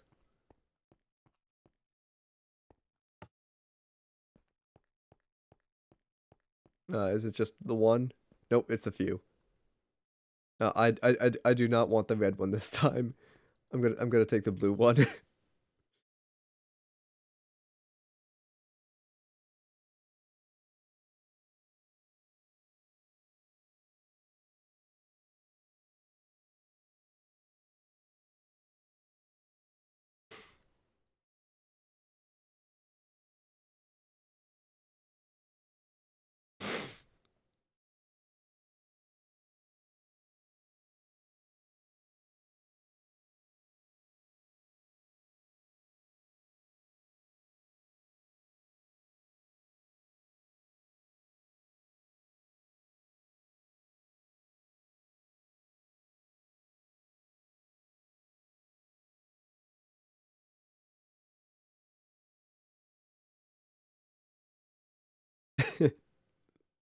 uh, one of the players on the server is asking about Star Wars Skeleton Crew.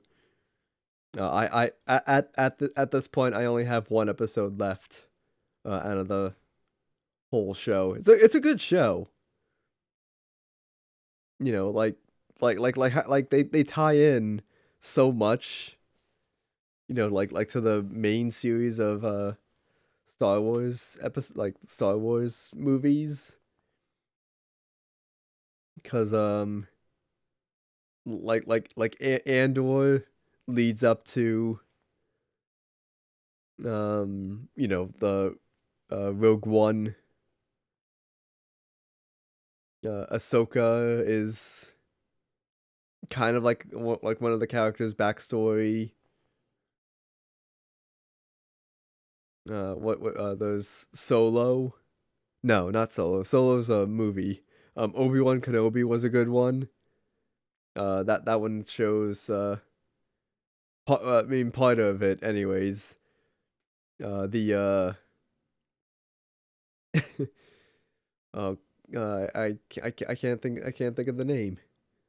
It's Obi-Wan's, journey watching Luke Skywalker, but ends up watching, I think,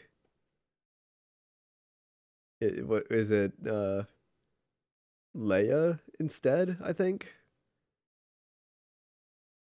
I I can't really remember. But he's not watching Luke that much. He's, trying to get someone else in the Skywalker family, I guess, home.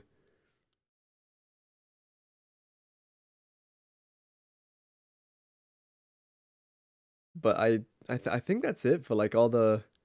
Oh no, well those, Mandalorian and then Book of Boba Fett. There's those as well. Yeah, and they all tie in like pretty well. Like if you know, the main eight movies, those nine movies, like they all tie in pretty well. Like they reference things, the expanding on the already, great story that exists. Um, anyways, we're done with the Skyliner. We have arrived at Hourglass Lake, which is what this is called, because from the map here, not this map. I'm gonna pull up real map. Hang on. But before I even think about showing Google Maps here, and immediately sharing my location,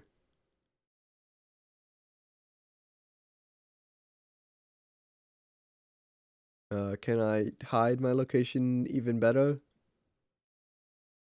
Yes, I can. I do not want the Orlando International thing here. So,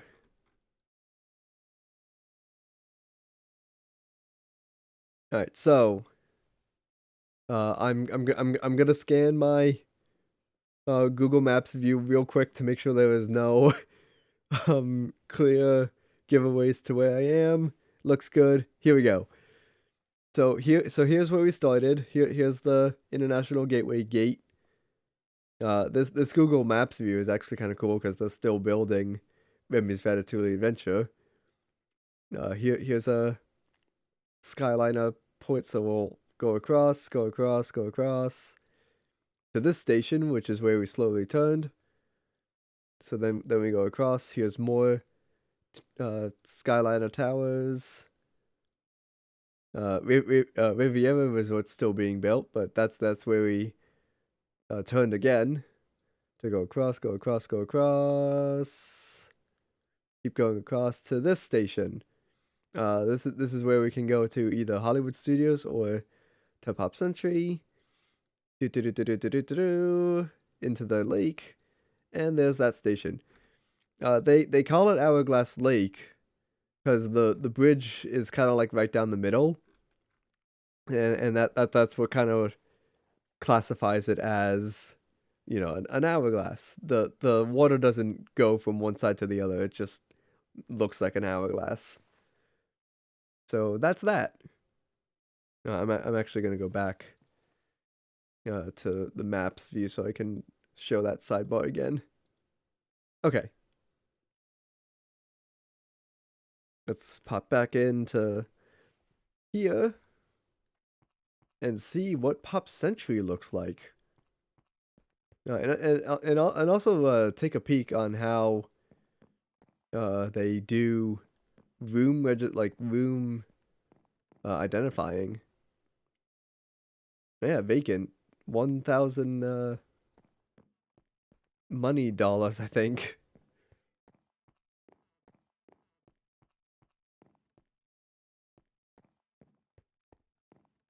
So what do we hear? We got no, it's Jungle Book. I was gonna say Lady and the Tramp. This is not Lady and the Tramp. This is Jungle Book on one side and Play-Doh on the other.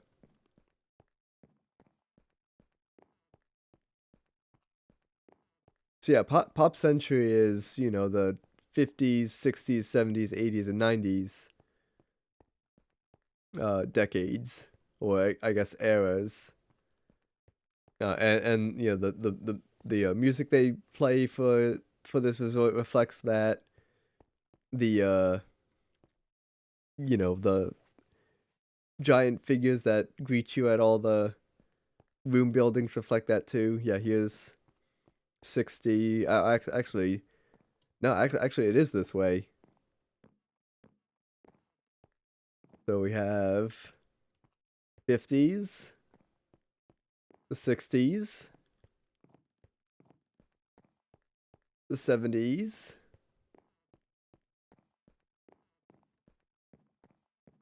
the 80s being all computerized and digital, and then of course the 90s being all like metallic, I think.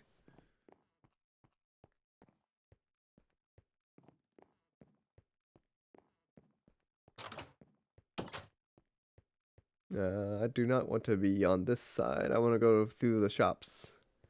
Where's shop? This way.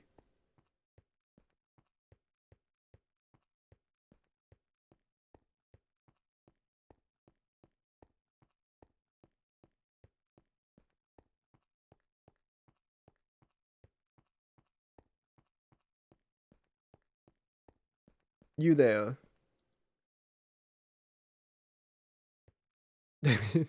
I'm back here now. I am now the cast member. No, I'm kidding.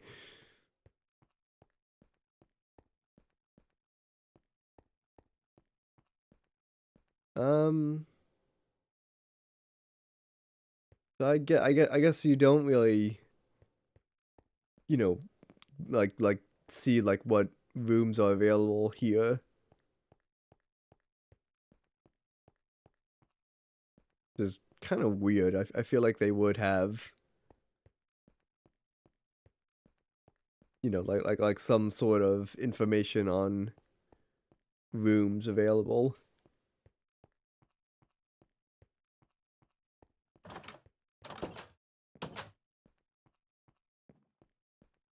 Can I fast travel?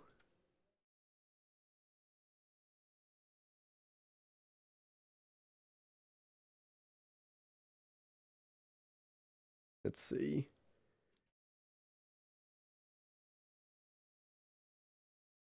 Oh, yeah, they do have the all stores. So let's go to all store music quickly. I'd say like go to a park, find the bus stop, and do all that, but that'll take too long. This is not all store. This is transportation ticket center. Uh, okay. Does that not work? What if I do back pop century? No, that does work. Yeah, because this is where we were.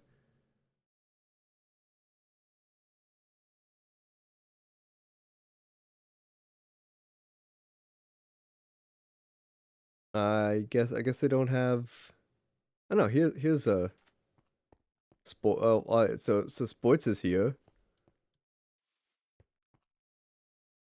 Can I do music now? Nope, music does not take you to music. Interesting. What about movies? Nope. So let's go back to sports and make our way manually to where all-star music should be.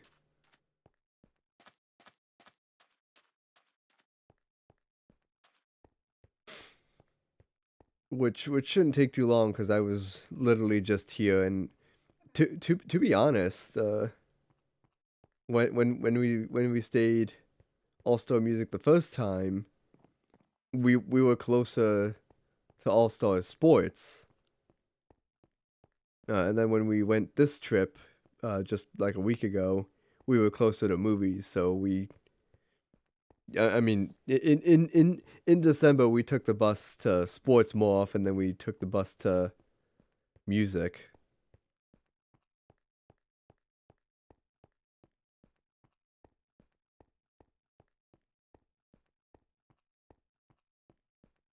So here's our empty parking lot, and I'm pretty sure this should just end, and there won't be a resort waiting for us.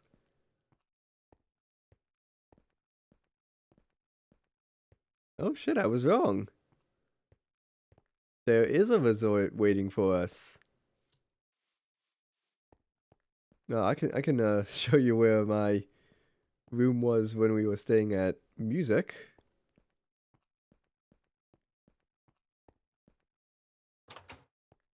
I see why they send you off to the what's it called? They send you back to transportation ticket center. These rooms are not up to snuff, I guess you could say. Anyways, our room in December was somewhere around here. Yeah, it was somewhere in the middle of. I believe this is rock and roll.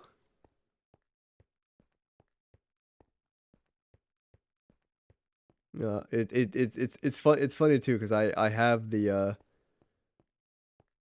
map like right in front of me for what this area is called.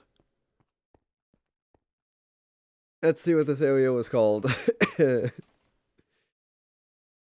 As I pull out the map, this was called.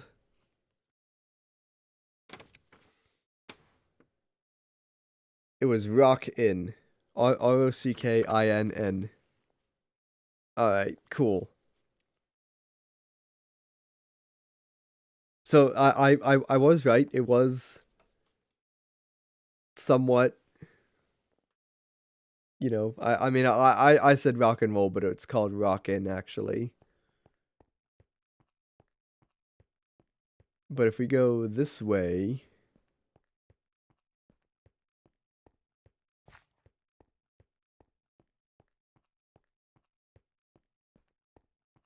no, I think this is supposed to be the pool. Yeah, that's actually what it looks like here. This is supposed to be the pool area. They're still building this area. I don't think I should be here. Again, I wanna show this off. The weird unfinished state of the park here, or resorts anyways. This I was gonna go that way, but our room was further down this way. This is what they were calling Broadway. Oh, there's a sugar box down there. Cool. Broadway has like all the performance, like all the signs that are like Disney on Broadway. So that you'd see Frozen, you'd see Lion King, you'd see Aladdin. I think Newsies was one of them, maybe. We are on the third floor, right? Yes, we are. I don't know why the stairs continue. All Star Music only has 3 floors to its buildings. But our room was probably right here. It was one of the earlier rooms.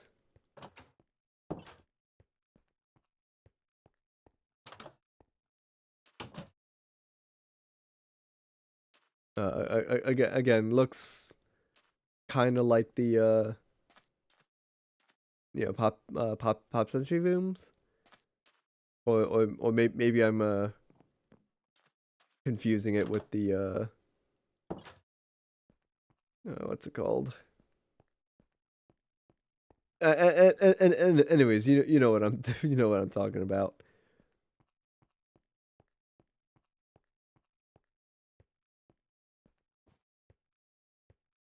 Yeah, nice that they have like this here and all, but it's not like in a complete it's not like in a completed state or anything like that.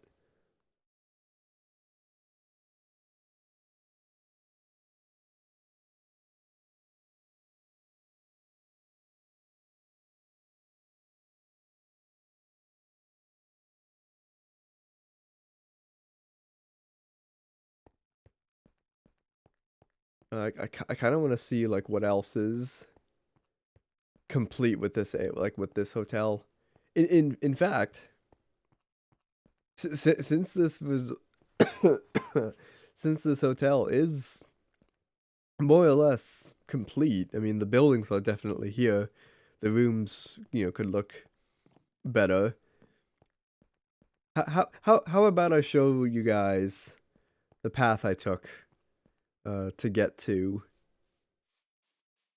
I mean, obviously it wasn't this green. There was, pathways and trees and whatnot. But let me educate you all on the path I took to get from our room to the main lobby.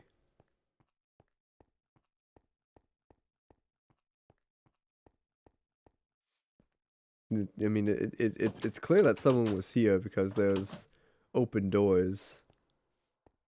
Unless that's just the, people working on the project.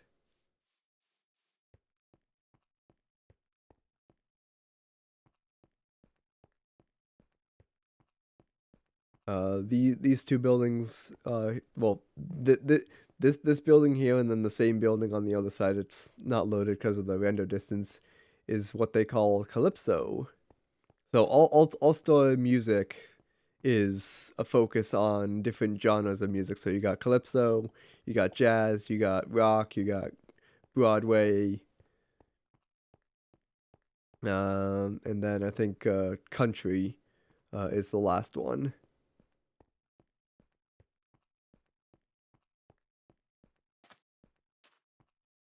Yeah, this is very much a work in progress as I'm beginning to see. But what they do have is quite impressive.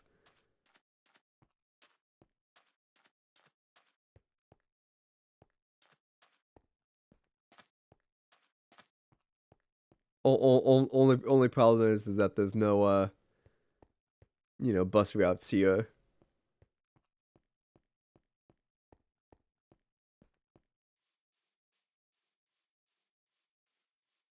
But it does spell out Disney's All Star music. I'm gonna put go back to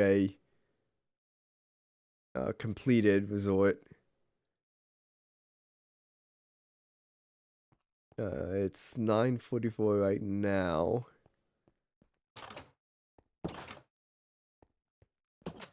So how's about I spend a little bit of time back on the Skyliner. Unfortunately, the slowness that is the Skyliner. I mean, it moves, but it could be better, I guess. What I'm gonna do is I'll take the Skyliner over to Hollywood Studios and we can briefly look at that a little bit. Not do any rides or anything.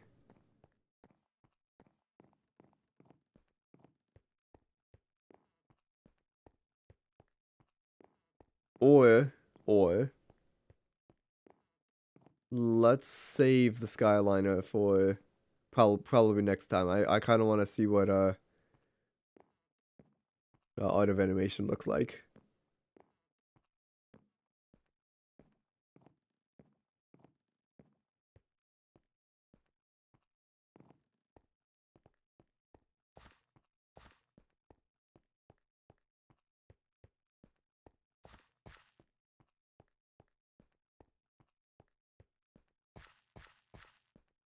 And as I expected, it's much like it does in the park. Here's our turtle friend again, turtle crush. Who's on the other side? Is it Marlin and everyone else? I think so.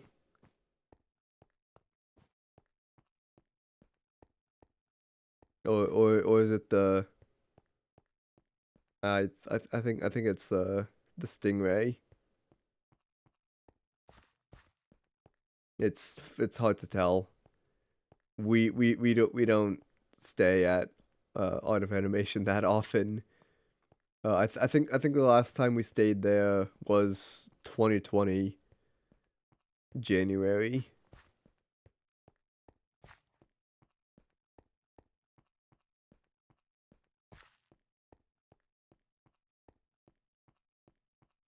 Some nice history about Art of Animation. Is that it was going to be a extension of Pop Century. I think they were going to call it Pop Century Legacy Years. But they like that was an abandoned project, and it sat abandoned for quite a long time actually. They only had part of the building made. They had the lobby made. I mean, not painted obviously. It was still like raw concrete or whatever you want to call it, raw building materials.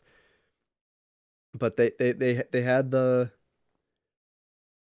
lobby built. It was supposed to be like the 40s, 30s, 20s, and 10s. Because Pop Century's 50s, 60s, as I explained before. Um, and then this was supposed to be like before that time. So at the time they only really had one building built, and it was the building way, way, way, way out here.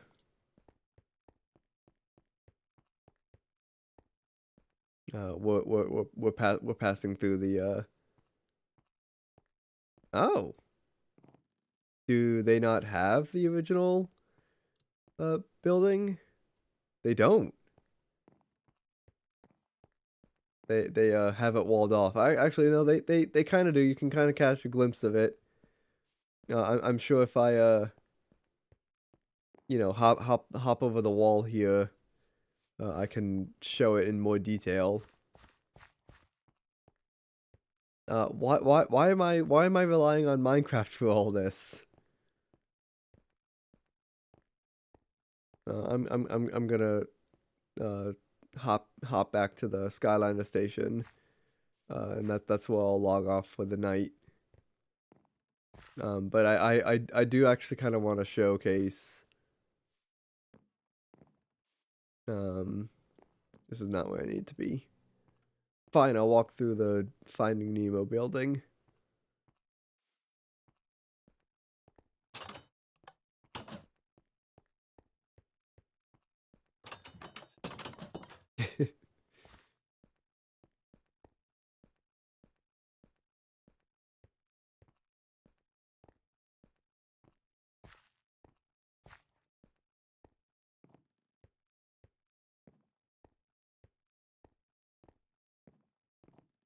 Alright, so I'm gonna log out here.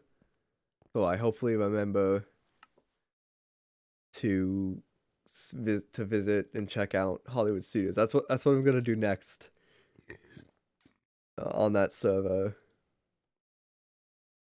But I want to look at Pop Century Legacy or Legendary Years. That's what they were gonna call it. World Abandoned has a post on it. So yeah, see they have 40s, 30s, 20s, and then I think off to the side here they have 10s. Oh, they also had zeros apparently. And then there's a picture of what like they had that building made at that point. And the Little Mermaid section of Autumn Animation, it made use of those style of rooms, but the rest of Autumn Animation, art of animation, the rest of the rooms at Art of Animation have inside, like hallways instead of the traditional walkways that you'd find at like Pop Century or not Art of Animation, All Star. So if it so if it's a nice 80-degree high humidity day at in Florida, you're you can be rest assured that the hallways leading to your room will be air conditioned. I wish there were like more inside pictures, but there's plenty of exterior pictures here.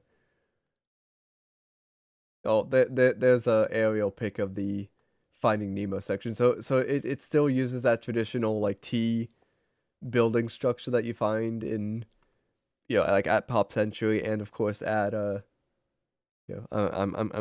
gonna go back to map view and just make sure that I'm not sharing too much here.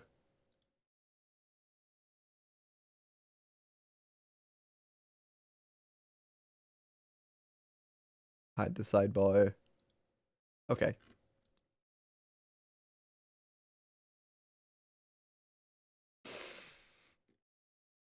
All right. So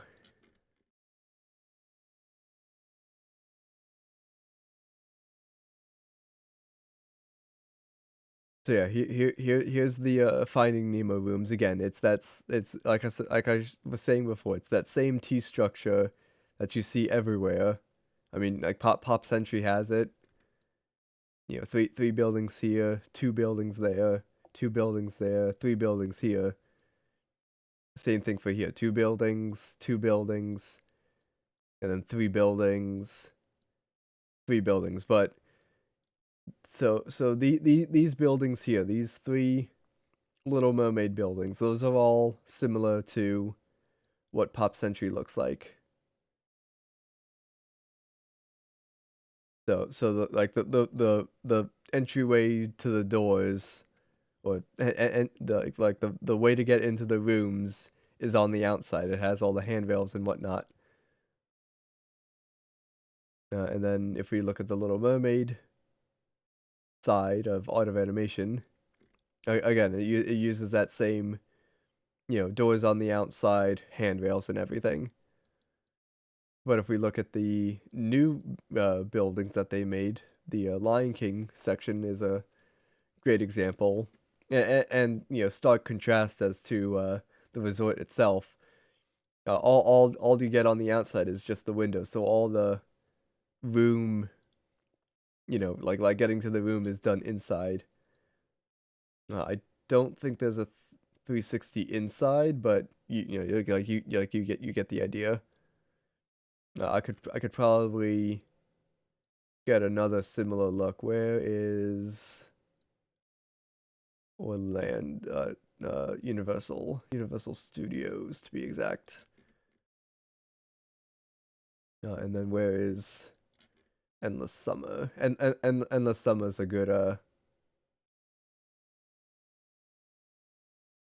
this is not uh Endless Summer.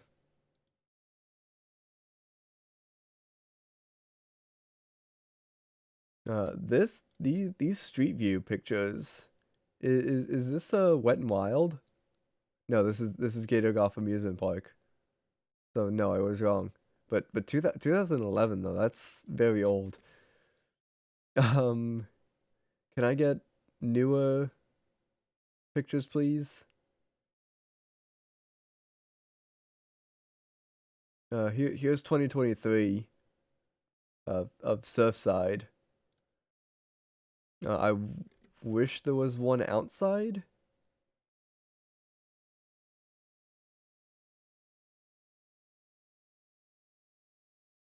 This is one outside. It's the similar, style where all the rooms are accessed from inside the buildings and all the windows look out.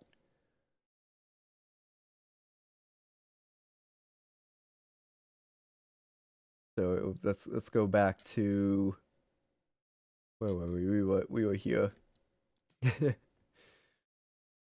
What else did I want to show?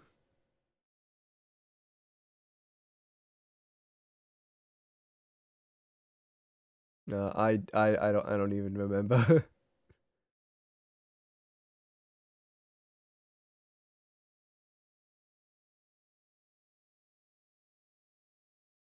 I mean, I guess I could probably share more with Epcot here. Or no, actually, where's here's the thing. The all star music. So our building for a December trip was over here. Like I said, it was somewhere in the Rock area. So our path, I'm gonna do a snipping tool for us.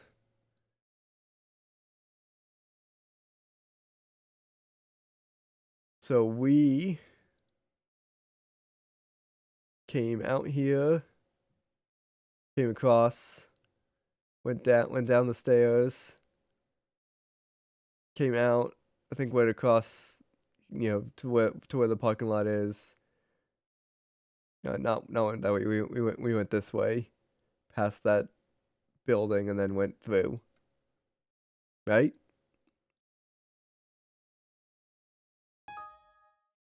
I don't know why I closed down the whole thing, cause now I have to open it again. Snipping tool again. Snipping tool again.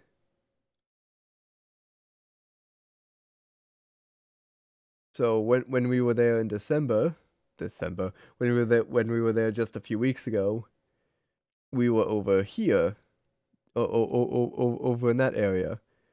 And what we would do is we go across, you go down the stairs, go across, go across, go through, go across, and then there you're done. So a real similar approach, like having, I mean, literally the same room, just on like opposite sides. Because like our room was, I think it was the second floor in this building, but it was like right in the middle. And then we had this building, but we were like the top, like the third floor.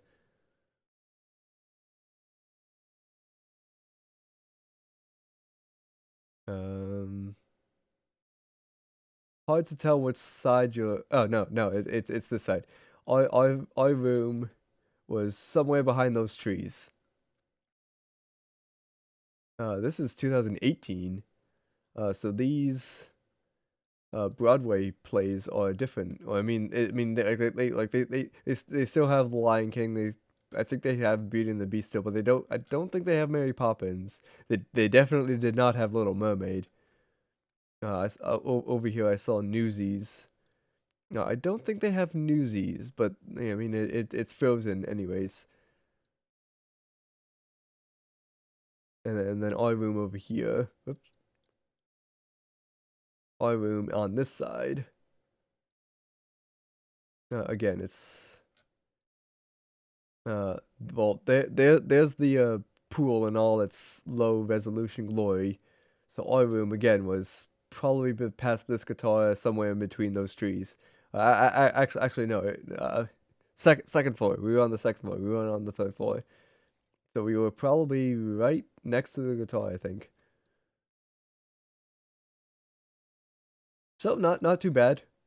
I mean, we were close to the pool. We eventually figured out the optimal walking path to get to the lobby food court area. I was actually the one who figured out the optimal path to get from our January room to the food court lobby area. Someone else in my family figured out how to get from our December room to the front, and yeah. No, I think we stopped at All Star Movies once in the January trip. I think that was where the tainted cookie was that got me sick. So you walk across. I actually don't remember where like where we walked through, but I know we walked this way. Like through the parking lot. So we probably walked this way, down this way, through this building, into the woods again, or maybe we walked past the hat, then looped around through the parking lot. I don't remember, but I know with All Star Sports, we you'd walk through, go down this way past the football, and then through the parking lot, and then you'd come to the blue speakers on the wall on the side of the building. There's not even a 360 there. Uh, this is the best I can get actually, and can't even see it because it's low resolution. Yeah, that's pretty much it. My my experience with Disney's All Star Music. We did we do music long time ago? I want to go digging through my where is it? Here it is. Photos from I guess 2017. No, that's Steamtown Busch Gardens. I guess I don't have. I probably have the pictures anyway, but I guess they're still on my uh phone account. My phone account, my iCloud storage. Library. Years. 2017. August. I'm in April. Oh, there's May. June. Yeah, it was All Star Resorts, but it was All Star Music. June 22nd, 2017. I don't remember where we stayed, like what room we stayed at that point. But I'm guessing that was like a one night thing, and then we stayed somewhere else, or perhaps that was like it was a one night there, and then maybe we went to Pop Century. I honestly don't remember what that trip was. Anyways, it is now 10 o'clock. I spent the last 10 minutes showcasing and sharing my Disney adventures, but I also spent a good 3 hours sharing MCParks, the amazing Minecraft project that brings Disney World to Minecraft. And I am streaming. It's Mario Party Jamboree tomorrow. I got this game for Christmas. I have yet to play it. Um, Typically, Mario Party is fun if you have a lot of friends, but I don't have the online service, so I'm playing it by myself. So that'll be a fun little stream to check out. And then Wednesday, the 22nd, that's gonna be Shadow Legacy, Spyro Shadow Legacy on the DS. Let's see who's out there who could take a raid. Anyone out there? Yes, no? No. Darn. Anyone from Kelsey Gosas who went live? Maybe.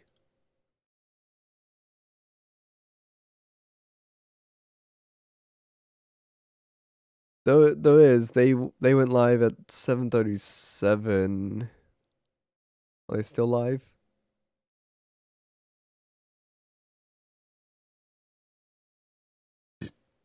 Yes. They are still live.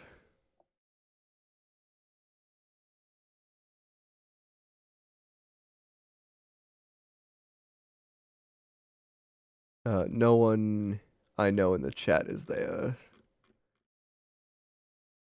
So looks like I'm not gonna put out a raid for me today, and that's okay.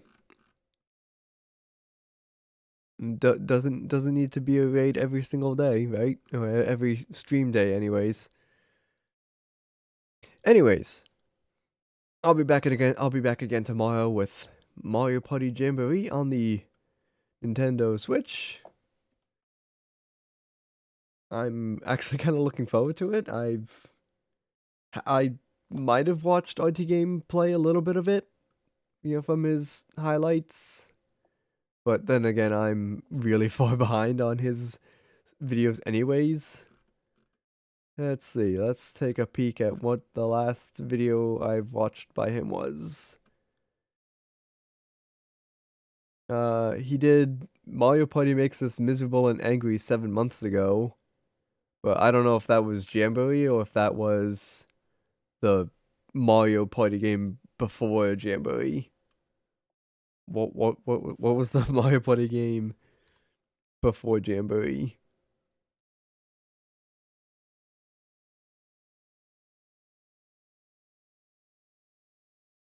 Jamboree. Just search Jamboree. Jamboree. Super Mario Party. Mario Party Superstars was before. So he might have been playing that game because the thumbnail for his video resembles the box art for Superstars. So I'm thinking that's what that video was. So yeah, I'm effectively going in blind with Jamboree tomorrow. Anyways, thanks for watching. Yeah, basically that's it. Thanks for watching. Thanks for watching me nerd over Disney for the last 3 hours.